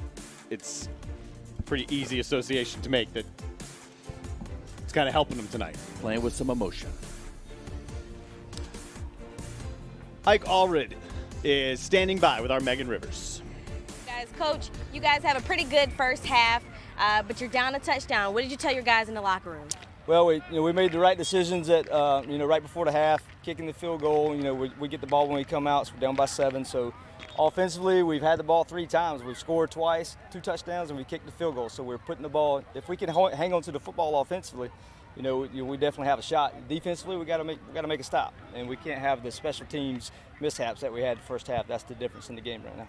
Okay, so do you feel like you guys are going to pull out a win tonight? Definitely. That's the reason we came here. You play to win, and that's why we're here. And our guys' mindset, they're in the right place, and feel like we have a great game plan coming out. We're going to see what kind of adjustments they made at halftime, but I don't look that we won't have to do too many things differently because we're able to run the ball right now. All right, Coach. Thank you. I'll let you get back to it. Yes, ma'am. Thank you. All right, Dean and Darren, that's the latest from the field down here. I'll send things back up to you. Complete coverage of this and every game around the Low Country is easy to find. Darren with 1 R and Scott Eisberg. Channel 4, ABC News 4, 11 o'clock every Friday night. Friday Night Rivals, driven by Cruz Chevrolet on Sports 4. What do you got him? Darren with 1 R? Yeah, he only has 1 R in his name. Well, so does Eisberg. Yeah, but I'm Darren with 2 R's. He needs another R. Okay. You follow here? Yeah. Okay. I'm with you now. I mean, there's a way to spell Darren. Uh-huh. And there's a way that his parents decided to spell Darren. Yeah, we'll line that up. It'll be interesting to see what adjustments James Island makes to have to slow down this Stratford offense, because they did move the ball at will. But again, you have the turnover on the kickoff return, and it really gave Stratford those 2 back-to-back long drives where that James Island defense was on the field for a while.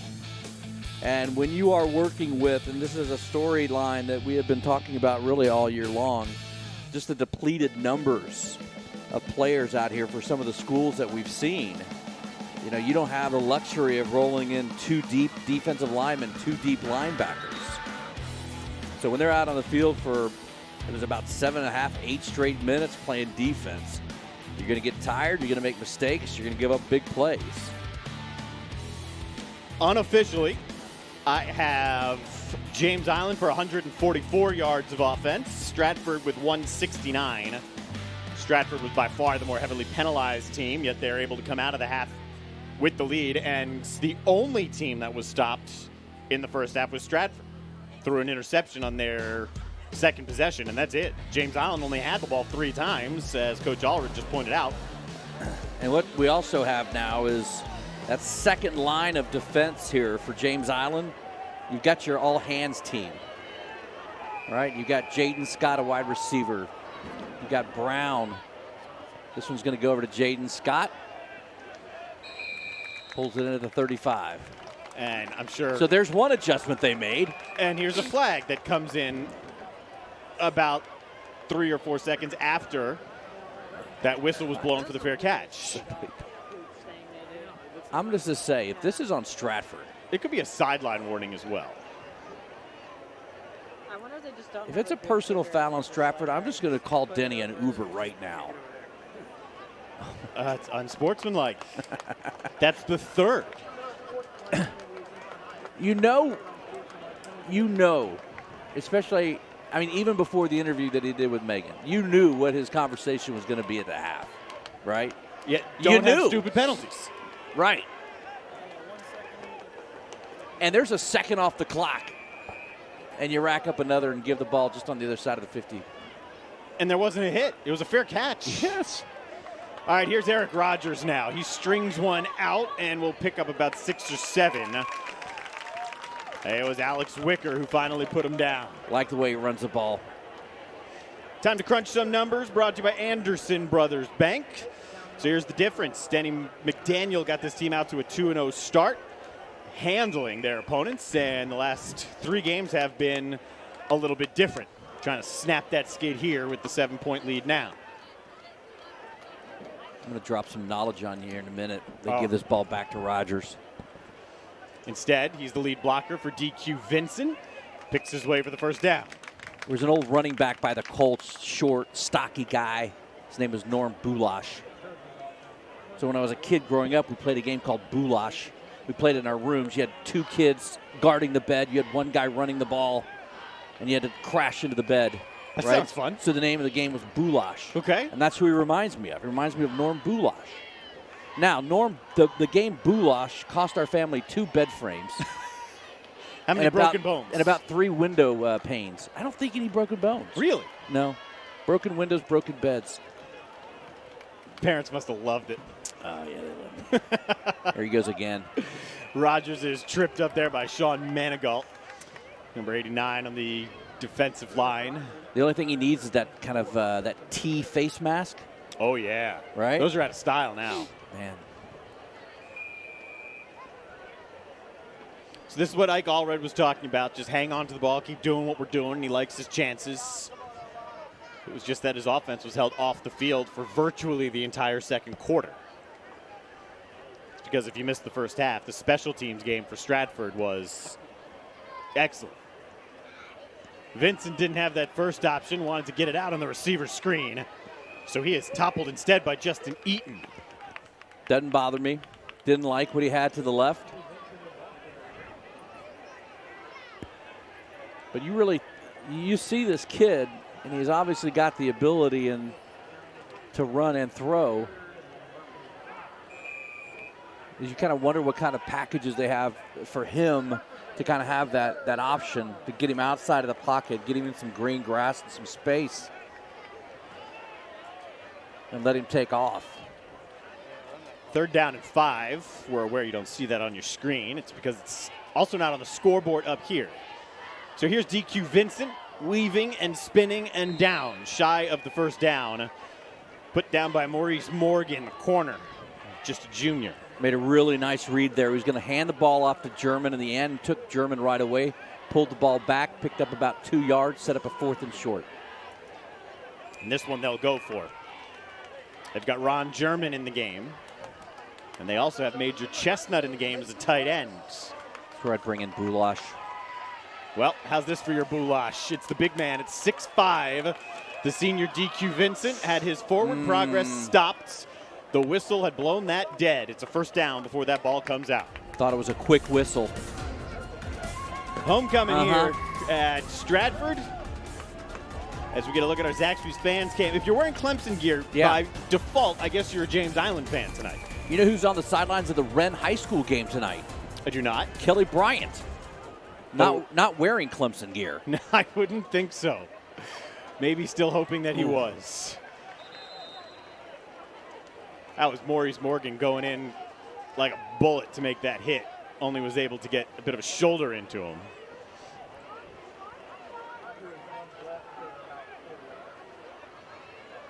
That's 58 coming off the field. That's Kevin Mood. He and number 74, Chris Berry, were getting into it behind the play. First pass of this drive is Kayvon Coker, and it's stolen. taken away. Yeah, literally just stolen right away. It's Brandon Polite who took it away from Coker after it looked like he had secured it. I don't think he ever really had possession of it, maybe right there at the very end. So if he never really had possession, then that'll go as an interception. If he did, it'll be a fumble. Regardless, it's Stratford ball, and we go down to Megan. Hey, you guys. I'm down here with Low Country Orthopedics Dr. Santiago. How are you today? Good. How are you? See you. So tell me what makes Low Country Orthopedics and sports medicine different from other doctors? Well, Megan, we are the largest orthopedic private practice here in the greater Charleston area. We have 5 different locations around the greater Charleston area with locations that are easy access to patients. We also provide fast access to patients with same day, even next day appointments. In fact, we have after hours on Saturday clinics for our football players here in the community to be seen. We also pride ourselves on listening to patients and providing them both non-operative and operative treatment options. Our motto is that if your body talks, we listen. Okay. We have orthopedic specialists in each and every area of of orthopedics, including hand upper extremity, which is what I do, spine and sports medicine. We also have been recognized by the Post and Courier for our care of our patients year after year. Okay. And football is a contact sport. What can players do to avoid elbow joint injuries? So football players can make sure that they warm up and stretch, make sure their joints are nice and limber. They can also make sure they have had proper training before they play football, so they can avoid things like cramps and make sure they're well hydrated. And they can make sure they listen to the body. When they're feeling pain, they should stop and listen to that and take a break and be evaluated. Okay, Dr. Santiago, thank you so much for joining us down here on the sidelines. Dean Darren, that's a look at this field. I'll send things back up to you.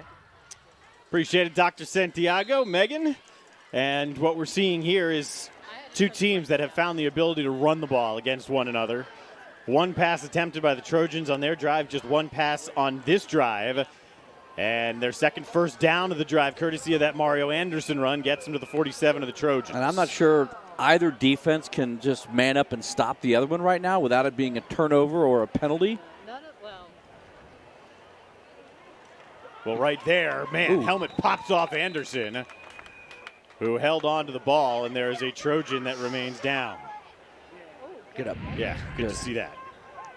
I think maybe is he looking for a face mask? Oh, I see. Yeah, so big number 60 comes in on the play, Najee McLemore, and kind of went high and ripped the headgear off.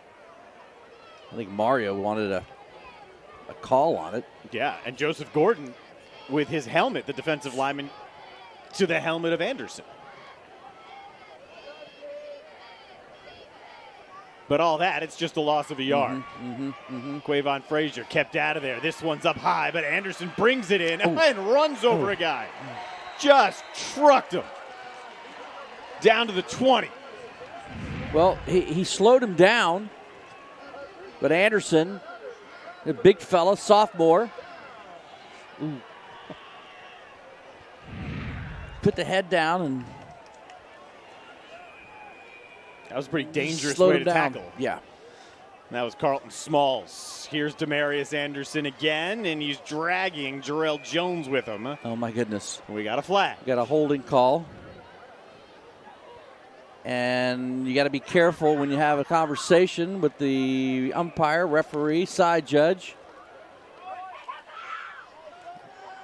Yeah, Blake Mars was visibly frustrated. James Island parents were hoping for another flag.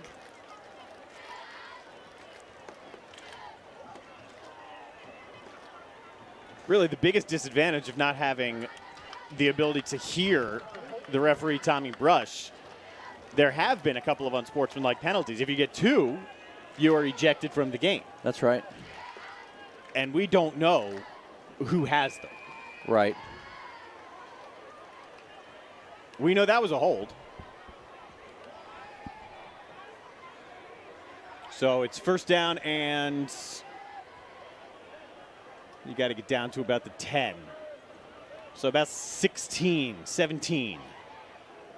Setting up the screen here. First reception for Sean Manigault, and that's going to lose yards. Check it, it's Ellison Green, 87, not 89. And you spoke earlier, go back specifically to the play that Stratford came up with a turnover. That little bubble screen or the little quick pass has got to be quicker, and it's got to have a little zip on it. And I think that allowed the Stratford defender to get up on the receiver. But you look at Lott, and it's 180 degree difference. He sees it, and it's bam there. And the option, which worked well in the first half, won't this time. Quavon Frazier crashes down and got a little bit of help in the process from Anthony Campbell. So it'll be third down and about 20. Maybe even 21. Mars is back in the game. And as angry as he is right now, I would throw it to Mars. I just let him go, just run. Use that fire in a productive way. Lott steps up. That's a strike to Demarius Anderson. It's a touchdown for the Knights. No flags will take this one back. Jarrell Jones was there on the coverage and just overran the play underneath. But a really nice throw by Lott. You see Jones go right by him. I thought he was going to stick him right in the midsection for a second. But he steps up into the pocket. This kid has a chance to play on Saturday with his brother, but just a sophomore. Demarius Anderson. And that is his second touchdown of the night. Now Stratford came in with just 3 touchdown passes all year. That's true. And now they've got 2 of them to Anderson, and now he has 4 of the 5 this season for the Knights. Like how he moves up in the pocket. Solid drive for the Knights. This second half starting very similar to the way the first half did, with the exception of an extra point instead of a 2-point conversion. It's 30-16.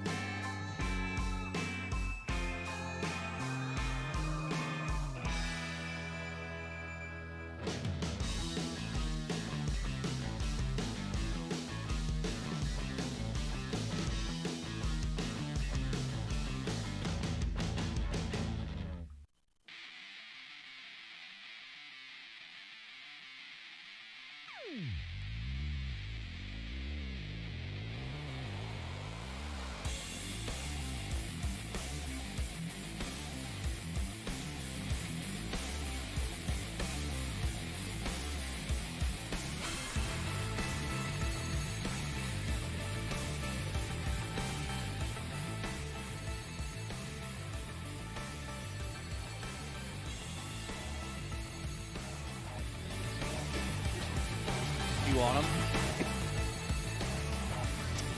Yes, we are back. 30-16. Knights have the lead. They've gone with this little pooch kick here a couple of times. It's even worked for him once. Jose De La Cruz. This after a 9-play, 79-yard drive in about 4 minutes, capped by the second touchdown of the day for Demarius Anderson. That's a live ball. Oh, my goodness. Yes, it is. And okay. we've got flags down. The flags are because you can't advance it following the onside kick. I think the flag is that he called a fair catch. And you can't take it away. He called a fair catch and was not given the opportunity to field it. And you are correct. Man, it's been a while since I was correct. But again, I mean, he calls it so early. I mean, the Knights players are, 20 yards down the field, or, 20 yards away from him. But still, let's not take it away from Brandon Polite. Hell of a play. Yeah. Right? Yeah, I mean, he did what he is coached to do, and that, as you pointed out, the fair catch call, yeah, it was made as basically toe met leather. So Polite may not have seen it. Yes. And James Island will start their second drive in Stratford territory in the third quarter. That's right. First one started at the 49. This one will start at the 45. Safe to say they've got to score here. Turned it over the last time they had it. And yes, I would agree. Here's a flag behind this one as Rogers strings it out, and Polite, who caught that ball illegally on the kickoff, is there for the tackle. But we'll check the flag. I think it's going to go against 85. I thought the first block may have been on that, but as that play extended closer to the sidelines, Stratford defense did a nice job of pushing upfield. And again, I don't understand why they're going outside the tackles when early in the game they ran this ball straight up the middle for 8-9 yards every time. Let's see if they get Hamilton involved. He's at the top of your screen. They still haven't looked his way very much. Now they will. Vincent rifles one low and a little bit too low for Hamilton. He was blanketed in coverage by Tamir Simmons. That's the one thing. If once Vincent locks onto a guy, that's where he's going. Talking with Ike Allred this week, he made a good point. He said, he's still kind of raw as a football player out there, but you look at his size, he's 6'5", 200. You look at the arm that he has clearly displayed. He's got the arm. Yep. When he's making the right reads, looking like an experienced player past his years, he's very good. That one's on target to Jaden Scott. I point that out because if he can get a shot, maybe at a D2 level next year, give him a couple of years to grow and get some more coaching. And right. He's got the size, he's got the arm. He can compete. And he can run. Yes, that too. Now, that throw right there, much different than what we saw on the last drive on the turnover. That one came out of his hand quick, was decisive, put it on the money, put it into a 3rd and 12 situation. Only time the Trojans had the football and did not score in this game was their last possession. Right there. Vincent leans back and heaves one up for R.J. Hamilton. He's got to wait for it. Oh, my gosh. And he still makes the catch just outside of the goal line. Threw that ball 55 yards in the air. Falling backwards, by the way. Watch this. That was a heck of a throw. It'll go for 48 yards. Wow, what a play. It was 3rd down and long. And Vincent went a little longer. In comes Eric Rogers. Rogers will lead the way for Vincent, who runs over Alex Wicker in the end zone. A badly needed score here for the Trojans. Back to a 1-score game. And again, when we do these games, the last thing we do is want to be critical or point out things. The one thing that scares me about him running the ball, that thing is loose. It's away from his body. He needs to tuck that thing a little bit tighter, and he's got the ability to run over guys, right? Extra point attempt here from Jackson Taylor. And it is a 7-point lead for the Knights with 2:40 to go in the 3rd. His dad just standing. He's Time awesome. to check in again with Megan Rivers, number David Ayler, Law Office Educator Spotlight. Well, that's right. I'm down here with Miss Spann on the sidelines. You guys have a lot of exciting things going on over at your school. Tell me about some of the programs. Oh, yes. Well, what we have going on, we have PSAT and SAT testing that we host at our school on October 10th. So we're getting our kids ready to be college and career ready. And, of course, at the same time, we're getting ready for homecoming on October 12th.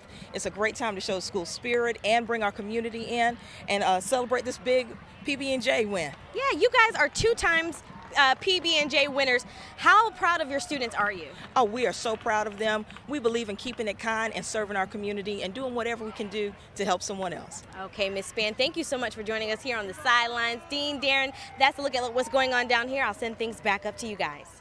That is one great smile there from Miss Spann. Yep.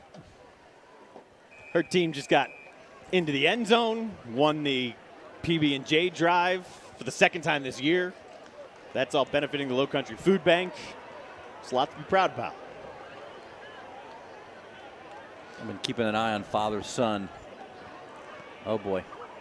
James Island going with Stratford's method, but that was up there for Matthew Cudd. And the junior grabs it at the 39. There's absolutely no communication between father and son, which I give a lot of props to father for, right? He doesn't say anything to him. Sometimes they're close together. No. But he walks away. He's not happy with that kick right there. It's tough. Guy, if you have the ability as a father to be that close to the field, it's got to be tough not to say much. Yep. Travis Lott got so much on it, it went zipping right through the hands of Jalen Hayward. If you missed part of this game, first half, maybe the start of this second half, it's been very consistent. We've had long, time-consuming drives. There have been penalties that have certainly hurt Stratford. Their special teams have been excellent, the Knights have. And only twice, once for each team, has an offense had the ball and not scored. Both teams have thrown an interception. 2nd down and 9. Anderson, big hole, 1st down. Into Trojan territory, and Anderson's out at the 40. 21 yards for Mario Anderson. That's just fun to watch. I mean, that was like he just kind of glides, right? It's almost effortless. And cuts back so well. And if you don't touch him immediately, then he kicks into that extra gear, and it's 10 yards downfield. This is the new lighters. You know, at a concert, when you bring out the lighters, now you don't need them. You got cell phones. Right. Lott pulls it. He's not touched until he gets inside the 35, and he's the one who pretty much put that blow onto Jarrell Jones. Got his hand up underneath Jones's face mask, it looked like. A little facial action.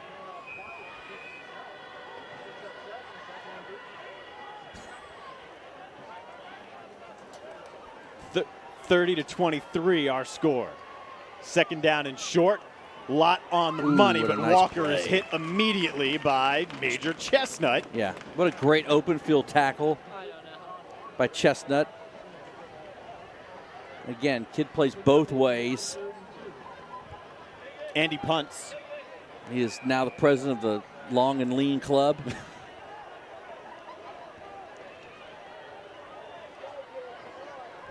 Third down and let's say 2. Got to get just inside of the 30. So they're going to go with their horse. Anderson will get him that 1st down. And then about 5 extra yards. He seems like the kind of running back where if you wanted to give it to him on 10 straight carries, you could. I agree. You just don't see him wear down too much. His coach might, though, because he just took him out and brought Walter Williams in here for a play. Is he one of those backs that gets better as the game goes on, gets stronger? Because like you said, once he gets past that first line, and he's not slowed down, you're in trouble. That one came out. Quavon Frazier had to hit. And Stratford is fortunate to fall back down on top of it. Thomas Blackman, just a sophomore on the offensive line, recovers. Quavon Frazier. Lott, something happens inside this play. Let's see if we can see it. Because Lott comes out hopping mad. Oh, he's talking a little bit to Frazier, and then Frazier's coming back at him.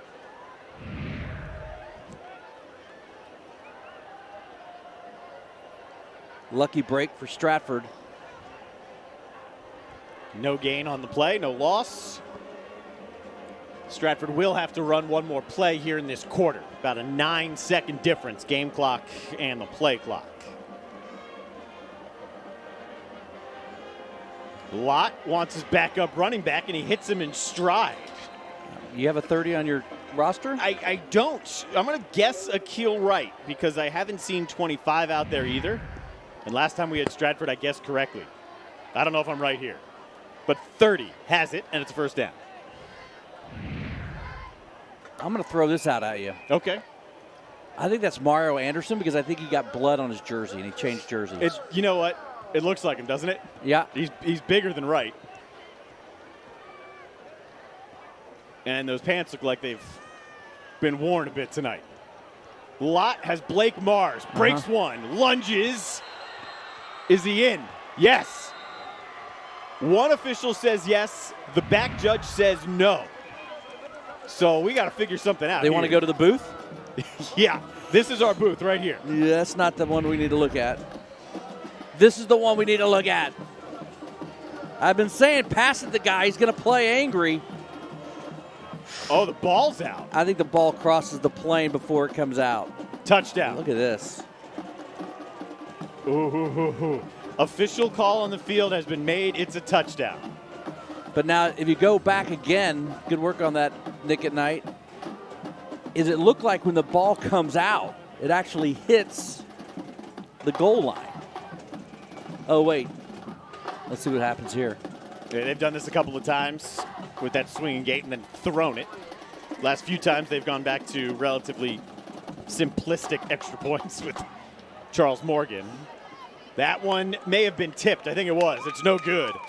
So James Island blocks the extra point attempt, and that is how the third quarter comes to a close. Great football game. It is. It's a lot of fun.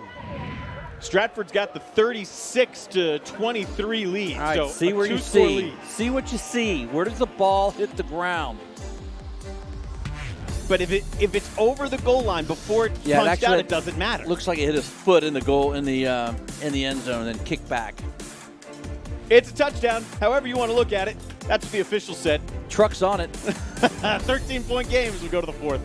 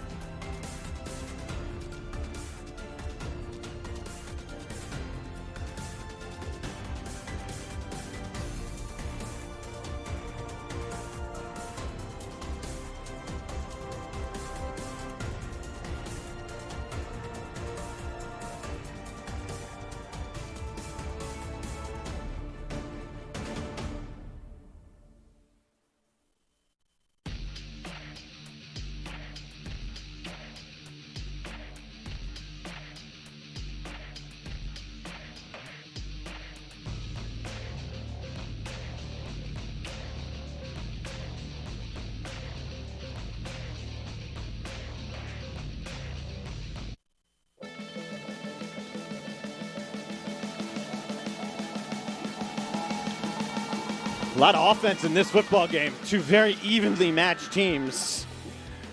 And the only time they've stopped each other is when they've stopped themselves with turnovers. So one for each side. Two for Stratford, in fact. They fumbled that one kickoff that special teams worked out for Stratford. That's why they've got the 2-score lead. Stratford kicks it deep, I believe, for the first time. And this is one of the dangers. You kick it to R.J. Hamilton, but coverage unit is down there. He's still not out even to the 25. All right, let's check in with Megan Rivers. All right, you guys, I'm joined now with the Air Force with Sergeant McGrath. Sergeant McGrath, so good to see you tonight. You as well, thank you. All right, so you guys come to all the home football games, or Friday night rival games rather. Why do you guys come out to each football game? So we like to come out here to the Friday night rival games to speak to the students about benefits of joining, the qualifications, along with what it takes to actually join the Air Force. Okay, and if someone was interested in joining the Air Force, a high school student, what would they need to go ahead and do to start preparing that process? So what they would need to do is to set up an appointment with their local Air Force recruiter, schedule for the ASVAB, which is an aptitude test, check the qualifications as well, and then go up to MEPS, which is located in Columbia. Okay, anything else that folks need to know about the Air Force, any programs that Air Force has going on here locally? The local Air Force programs, we got the Air Force Base, the programs that we have, so like the local JRTCs, for example, here at Stratford, just doing events like that would help out with joining the Air Force. Okay, cool. Thank you so much, Sergeant McGrath. That's a look at what's going on down here at the sidelines. Dean and Darren, I'll send things back up to you. Let's crunch some numbers here, brought to you by Anderson Brothers Bank. There is an injury down on the field. As soon as we can identify the player, we will let you know. So that is Jaden Wilcox, who has gotten up. That's good to see. See it in the background there. It looked like he was in some pain down there. So we crunch the numbers now, brought to you by Anderson Brothers Bank. Stratford has dominated this series, 16 of the last 18. The two Trojan wins in those came in 2015 and 16. There's work to be done here for James Island if they want to notch another victory, because they haven't proven they can stop Stratford, and they're down by 2 scores to begin the fourth quarter. On the ground, German. Strung down.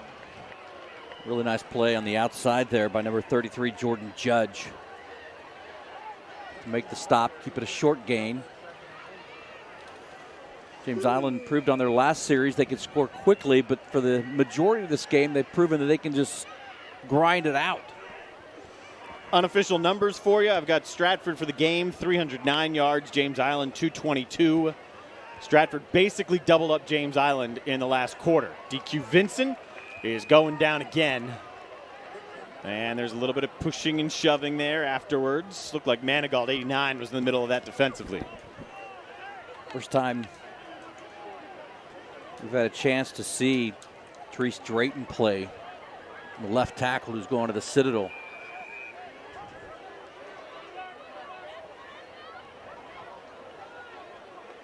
Third down and 5.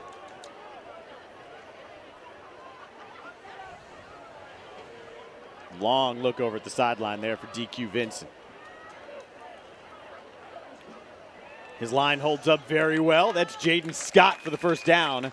Did he hang on through the play? Yes, and now 2 flags come in after the play. So because I wanted to that's see your guy, Dean. I wanted to see Drayton do some damage. She did a great job of protection, and then, you know, this is going to come down to who got caught first, who threw the last push. Right, you see him right there. Oh, he pushes him to the ground. Yeah, that's a good play offensively. And then once the defender gets back up on his feet, it should be offsetting. I mean, if it was my 2 kids, I'd send both of them to their rooms. Nobody really got a win out of it. It looks like it's going to go at Stratford. Yeah.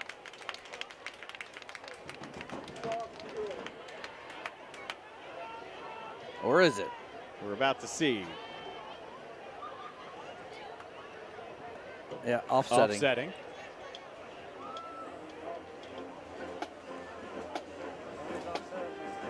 So they're going to say it was after the play offsetting. So the result of the play stands. It's a first down to the 36. And you got offsetting penalties.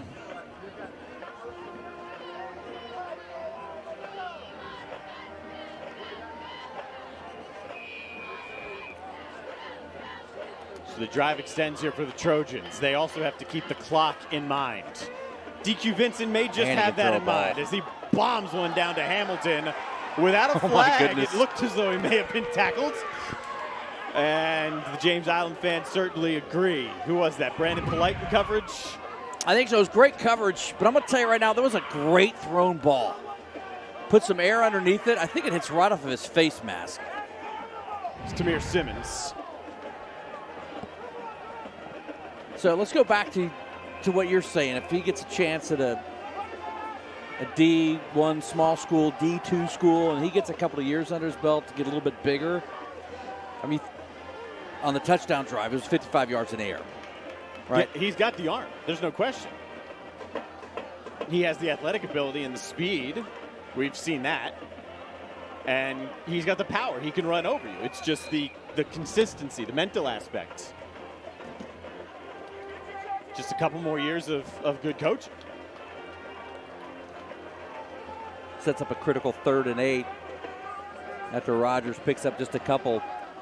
There's a shaky exchange between Vincent and Rogers on that play. James Island fans still not happy after the first down throw. And with 9:50 to play in this game, again, the fact that the Trojans have not stopped Stratford, time does become an issue here a little bit faster than it typically would. There's his arm again. Off the fingertips, intercepted by Wilcox. Wicker check it. You had 2 James Island receivers right there together. And it was off of Hamilton's hands. You get a little bit better right here. Maybe a little high, but you've got to be able to come down with that ball in this key situation right there on their 3rd and 7. Now time for the James Island defense to try to get one right back for him. Alex Wicker with the first interception of the season for him. They said it was incomplete, huh? So it's a punt. All right. Didn't it look as though they gave him the ball? Yes, and then they took it back from him. Yeah, okay. So Major Chestnut gets to punt. And that's a tough one to field. He's got a That was a knuckler up at his head, and he's not going anywhere. Javon Walker may have lost a couple yards back to the 20. Jarrell Jones is taking some big hits defensively. He just delivered one right there. Hello! What's up? Zaxby's fans cam. You can lounge out. Enjoy some James Island Stratford football. Yeah, dance it up. Got some Trojan fans. That's how I like to dance. Yeah? Just kind of laying down, you know. Just hand motion going. Stratford takes a timeout. Like the band? The band has got into the whole iPhone. Yeah, they're running out those batteries over there with those flashlights. So Stratford did take that timeout after a little bit of confusion after that interception that was, then was not, and then the punt. And what do you know? The streak continues. The only way you can be interactive with our program, well, there's really lots, but the only way we're going to tell you about it on the screen is with our cheer of the night, and the Stratford cheerleaders have won our cheer of the night. The home team, I'm telling you, always wins. Yeah. Always. We need one of these road teams to come strong. We're only about halfway through the schedule this year. So we need one of these road teams to come strong and vote some of those cheer Bs. But tonight it was once again cheer A, and the Stratford squad has won the contest. Now, we had a Somerville Ashley Ridge score earlier. What was that? Do we remember? It was 28-7 Ashley Ridge. I think we may have confused the score. Okay. Because I remember looking at it and saying, what's happening in Somerville? Wave Sports Media has it 49-10 Green Wave. Well, I'm going to guess they weren't trailing 28-7 then. Yeah, it was a Somerville lead, 28-7 at the half. Okay. So Somerville comfortably on top of Ashley Ridge. If you're Stratford, the goal now is just to keep doing exactly what they've been doing. Sustained, time-consuming drives. Number 30 is Mario Anderson, as Dean pointed out on the last drive. Had to flip his jersey. May have got blood on the last one, maybe ripped it either way. So if you're wondering who that is, it's Anderson. It'll be 3rd down and 3. Stratford opened this drive with a pass. And they go to the run here. You've got to think they're going to give it back to Anderson.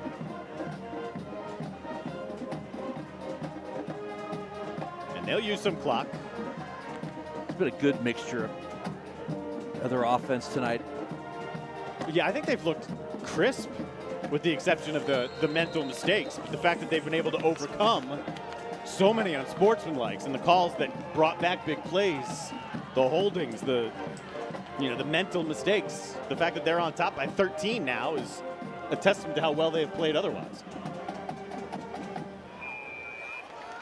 Like we talked about earlier, you've got a running back like Anderson, and you need to run some clock out and get some first downs. I'm not sure I put that ball in the air at all that drive. Well, this wasn't a design fake, but it was forced because of the rush, and it's going to pick up a first down.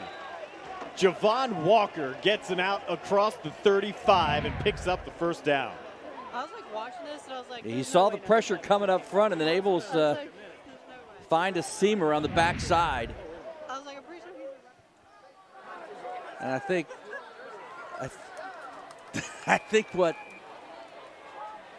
think what the James Island fans are concerned about, why aren't you just playing like a safety defense right there? Or are you going to go for the block? I mean, if you're going to go for the block, you might as well take the kid out, right? And they went for it and missed, and they give Mario Anderson a head of steam. Anderson splits the 3rd level, and that's the speed we're talking about. 64 yards for Mario Anderson.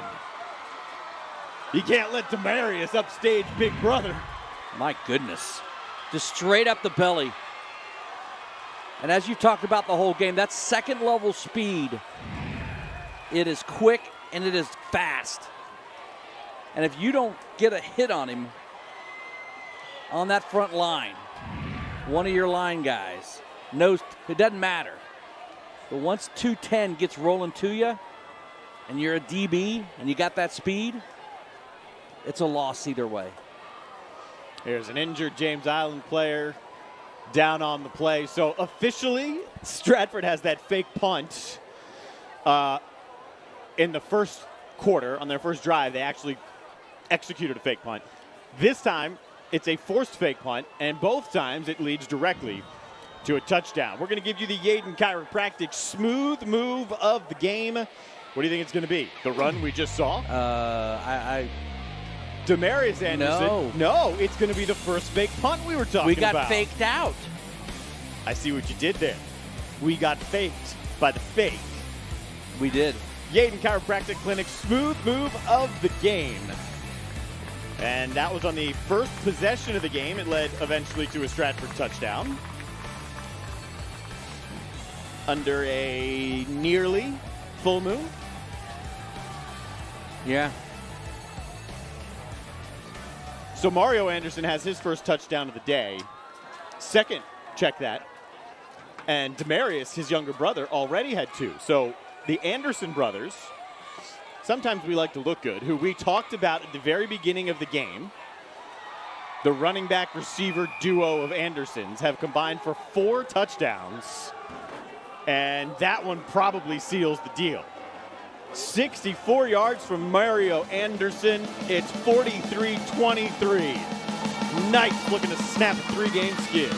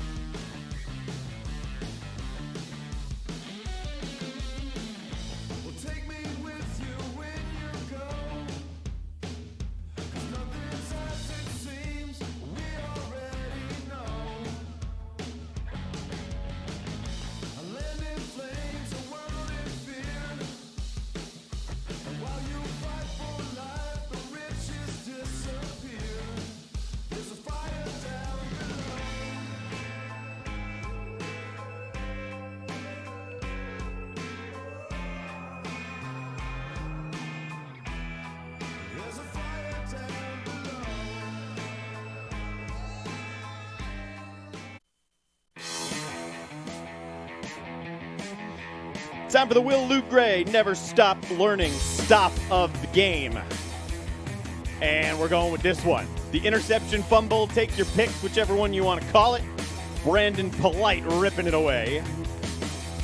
One of 3 turnovers for the Trojans tonight. Will Luke Gray Never Stop Learning Stop of the Game. Cane Bay and Goose Creek going to overtime right now, 21-21. Berkeley beat Wando 40-3. Fort Dorchester up big 31-6 on West Ashley. Speaking of the Goose Creek game, if you missed what we showed you earlier tonight, the tribute, tune into ABC News 4 Friday Night Rivals, driven by Crew Chevrolet. Tonight at 11 on ABC News 4. I'll show you everything from Goose Creek and the other games around the Low Country.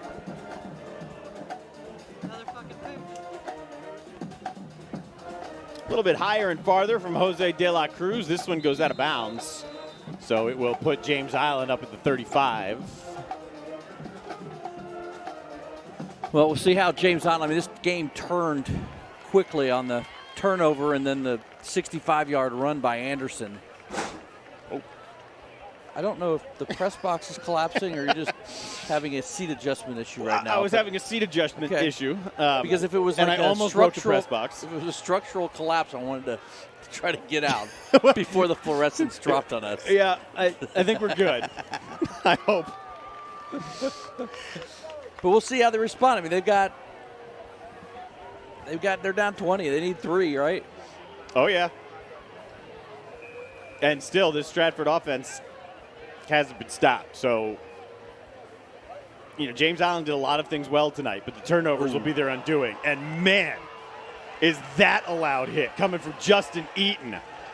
Biggest shot Vincent's taken today, and I believe Stratford's got the ball. Watch it come from the right side. Nobody hits him and gets up underneath into the rib cage area. You know, I'd like to see that one more time. Was his arm moving forwards? No, Close. it had thoughts of moving forward. It was thinking very seriously about moving forward. No. Close. I mean, any movement forward is forward. I don't think it was. The thing that worries me about those plays is that when you got a sudden stop like that, that's where that shoulder injury comes into play. Trainer's talking to DQ now. But yeah, that was nasty. Came in untouched. Now here's Lott. Breaks one, stays on his feet through two, and Lott is inside of the 10. So that's going to be 23 more yards for Lott.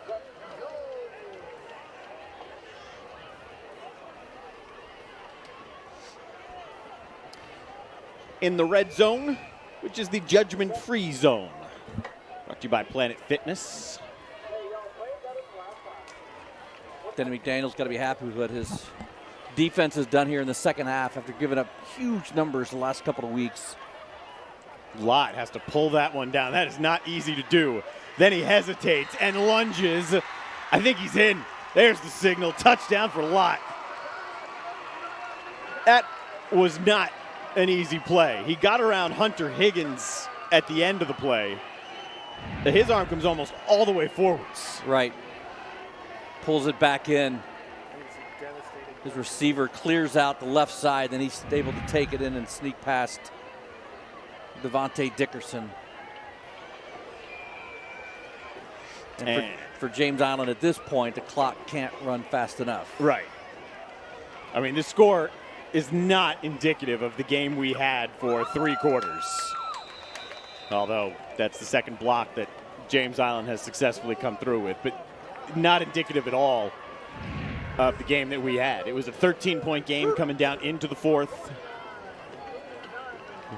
You see how Anderson goes to the back of the end zone. Defense follows him, and it opens up that outside lane for Lott to run it in the touchdown. So Lott's got a touchdown. Mario Anderson has 2. Demarius Anderson has 2. And Walter Williams, for good measure, he had the first touchdown. Crew Chevrolet drive of the game. Well, it was one of the Stratford drives. They've had many long, time-consuming scoring drives. And this is just one of them. Crew Chevrolet drive of the game. Crew Chevrolet on Rivers, you've got a friend in the car business. Oh, that was the first time we saw number 30. Dean correctly figured out, you know what? Doesn't look like a heel right. Looks like the main guy. That was a backup running back. They're loaded.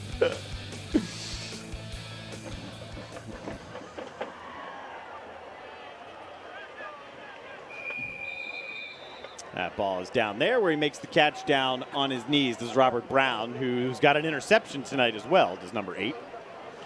And DQ Vincent will head back out there for the Trojans offense. They don't have much of a backup plan, but a team that's been banged up, badly suffering from the numbers game with the injuries, finally healthy. The last thing they wanted to see was in a game that turns into a blowout, an injury to their quarterback again. And you got to give a lot of credit to Denny McDaniel, don't you? I mean, you come into this game having lost 3 straight. The last 2, you've given up 55 and 63. And the way James Island started the game, the way they ran the ball, you thought, uh-oh, here we go again. Yep. But you know what they did in the second half? They really cleaned up those mental mistakes, even though they had it on the opening kickoff of the second half. Right. Other than that, they cleaned up those mental mistakes that Denny McDaniel was rightfully frustrated about at the half. And aside from that play to start the second half, we've not really seen anything else other than maybe a little hand-to-hand combat earlier in this quarter. Yeah, just the offsetting with the the Citadel commit left tackle. That's right. Drake.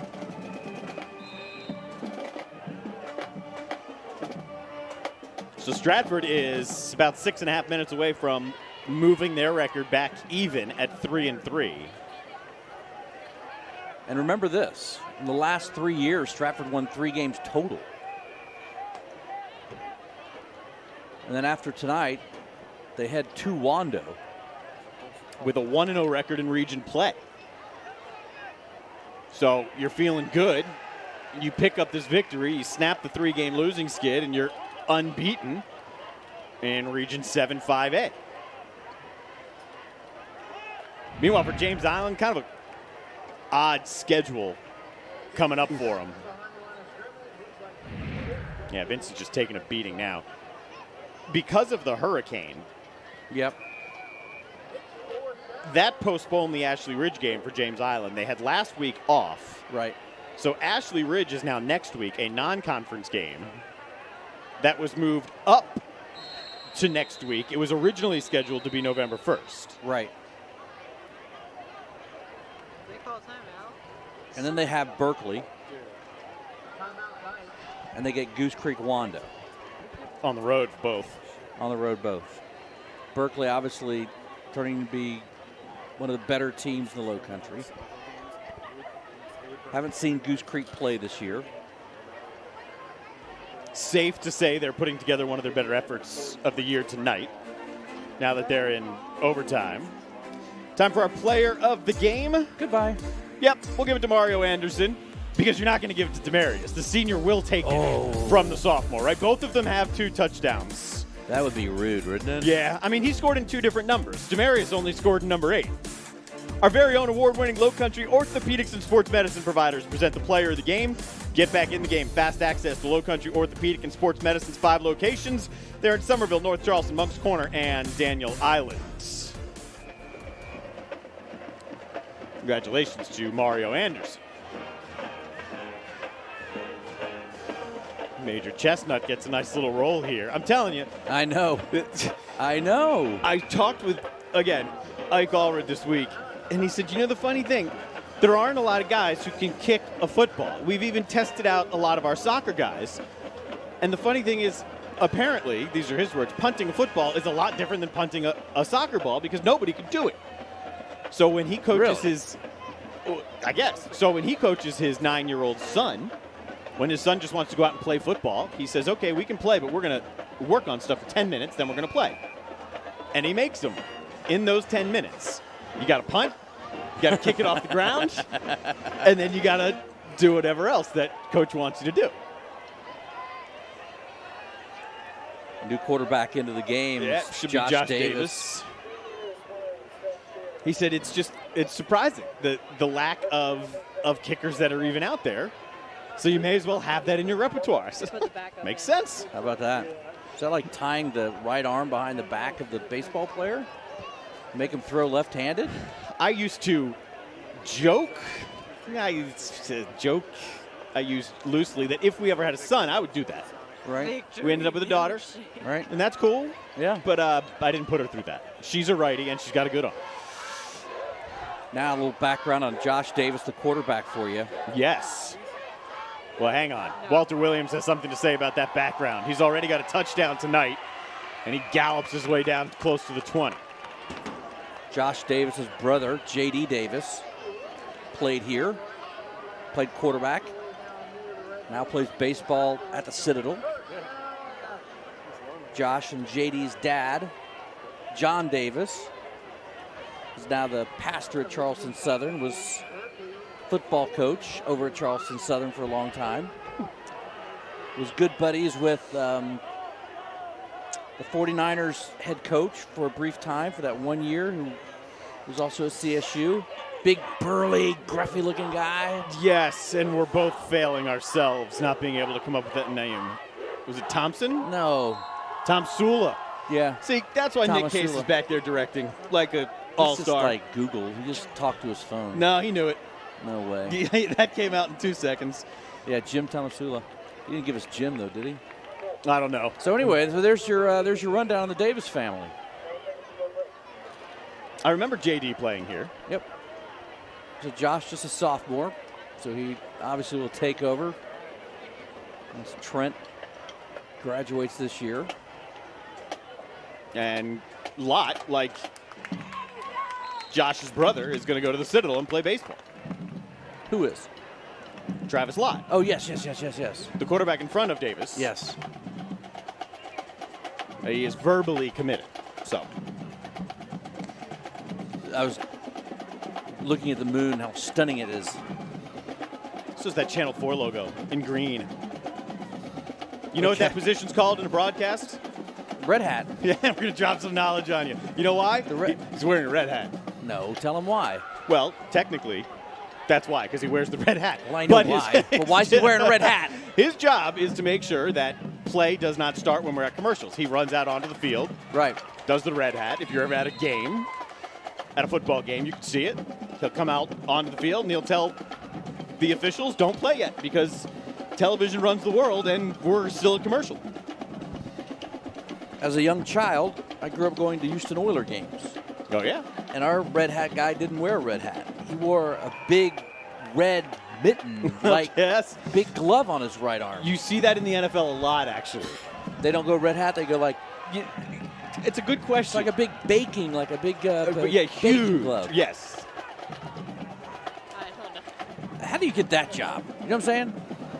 Like, that's a job I want. Like an NFL team. It's really thankless, though. In fact, a lot of people are going to yell at you. Oh, Davis wants the end zone. Washington as it bounced off his chest, and it is incomplete. All right. We got a flag down. We haven't had one of those in a while. We're at the point in the game when we just cheered a flag. And kudos to Tommy Brush. Unintentionally, he faced the camera before turning around and giving the signal back to the other side. Did you not set him straight on where the cameras would be tonight? No, I did not. Never even crossed my mind. This game was actually a very good game up until, midway through this quarter. It was 23-16 at the half. Stratford had the lead. Both teams were unstoppable, long, sustained drives in the first half for both of them. The difference was simply that Stratford connected on a couple of two-point conversions and got tricky on a pooch kick that James Island fumbled. So they had the extra possession. That continued into the third quarter. They went back and forth. It was 30-23, then 36-23, and then Stratford just... A turnover started the waterfall. Yeah. Vincent's got a free rusher coming at him. He makes him miss. Makes two more miss. DQ Vincent with one of the highlights of the night right there. It is going to be about an 8-yard run, but he worked for it. I love the effort. But you're down 26. You're my only quarterback. I'm going to go ahead and hand it off. Or take a knee. Slide down. Yeah, but he doesn't have it in him. His daddy didn't have it in him.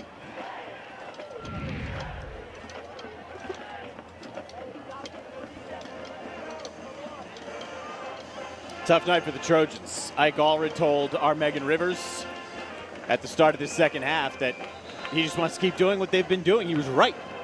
They were executing. They were moving the ball down the field, mostly at will. They were producing points on all of their drives. And then a couple of turnovers, and the wheels came off. And with the team that's still learning to win, once those wheels come off, they are really hard to get back on. To the left. That time, Vincent scanned the entire field before coming back to Hamilton, who drops it. Well, I think if Ike Allred went back, he goes back and looks at this thing. I think the one area, if he had to change one thing, I wouldn't have gone away from the run. Again, they were pounding the ball. The first couple drives, they were just manhandling them in the middle in the trenches. And it wasn't 2 or 3 yards. It was 8, 9.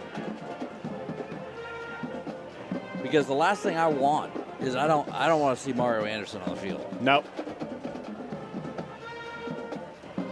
It looked like he was considering handing it off, never really had a handle on it. He launches one just out of the reach of Scott. So that brings up third down. And you can see the defeated body language of the Trojans. It's not new. It's been now for a couple of minutes. Because again, you come back, you talked about the momentum. James Island had it coming into this game, winning two games in a row. Stratford had lost 3. Those 3 losses to West Ashley, Somerville, Ashley Ridge. And these are 2 evenly matched teams. The score is not going to tell you that. No. But if you didn't see the first half and then even into the third quarter, log on to abcnews4.com, and this entire game, as well as every game on our schedule, is archived on there. Every one. Every one of them. In fact, I was going back today a little bit, watching our old Stratford broadcast and James Island broadcast. How do we do? I wasn't paying attention to us. I was just getting ready for the game. Just making sure I knew names and numbers. I have no idea what we said. Not once. The professional. That's going to do it. So Stratford, who had lost 3 straight after a 2-0 start, matches its win total from, the last 2 years combined? Yes. Yeah. Good win there for Denny McDaniel. And you want to do it on homecoming as well, by the way. Look good in the process. All 3 phases of the game worked out tonight for the Knights. 49-23, they win it. We'll take a break. We'll get you back. We'll present Mario Anderson with his player of the game. We'll give Stratford their trophy, brought to you by RKO Total Graphics in downtown Charleston. And we will get you ready for the Iceberg Stoltzfus Bonanza. Stoltzfus, just a hard name. That's coming up on ABC News 4 at 11. Stick with us.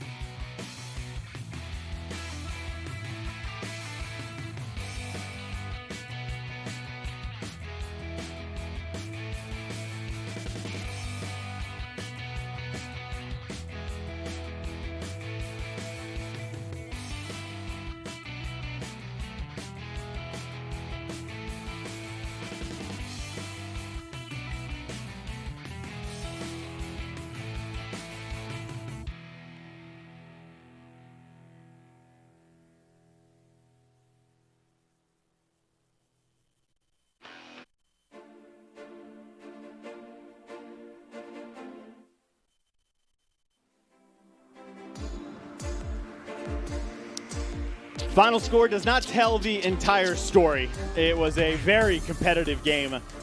Both offenses kind of having their way with it, long sustained drives, and then the fourth quarter. A couple of turnovers swayed the tide, and Stratford ran away, winning this thing by 26.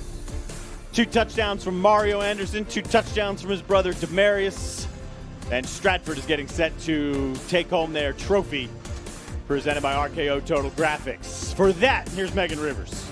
All right, you guys, I'm with the winning team down here on the field. Coach, big game for you guys. What was the speech like in the locker room during halftime that turned things around for you guys? Just challenge them to play better. We had first half was not real good. We had a lot of penalties that shoot ourselves in the foot a lot of times and just challenge those guys to step up, play the way they've been coached to play. We harped on all week about finishing, taking responsibility of how you play individually. Got to play each play, and they responded well in the second half. Okay, a lot of good running backs came through this school. How do they compare to Mario? I'd say he ranks up there among them. He's pretty good. He's a great kid, not only on the football field, but also in the weight room and the classroom. Does a good job for us. He's a great leader for us, and we're just glad to have him. All right, now it's time to present our Low Country Orthopedic Player of the Game, Mario Anderson, correct? All right, Mario Anderson. There you go.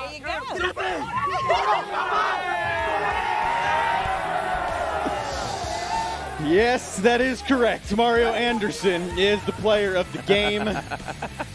2 touchdowns for him, 2 for his brother. Thanks to all our sponsors for making FNR possible. Next week we are at Porter Gaud. The Cyclones hosting Hammond. Did you know Will Muschamp, the head coach of South Carolina, his son is the quarterback at Hammond. We'll tell you more about him next week. 49-23, the final for Stratford tonight.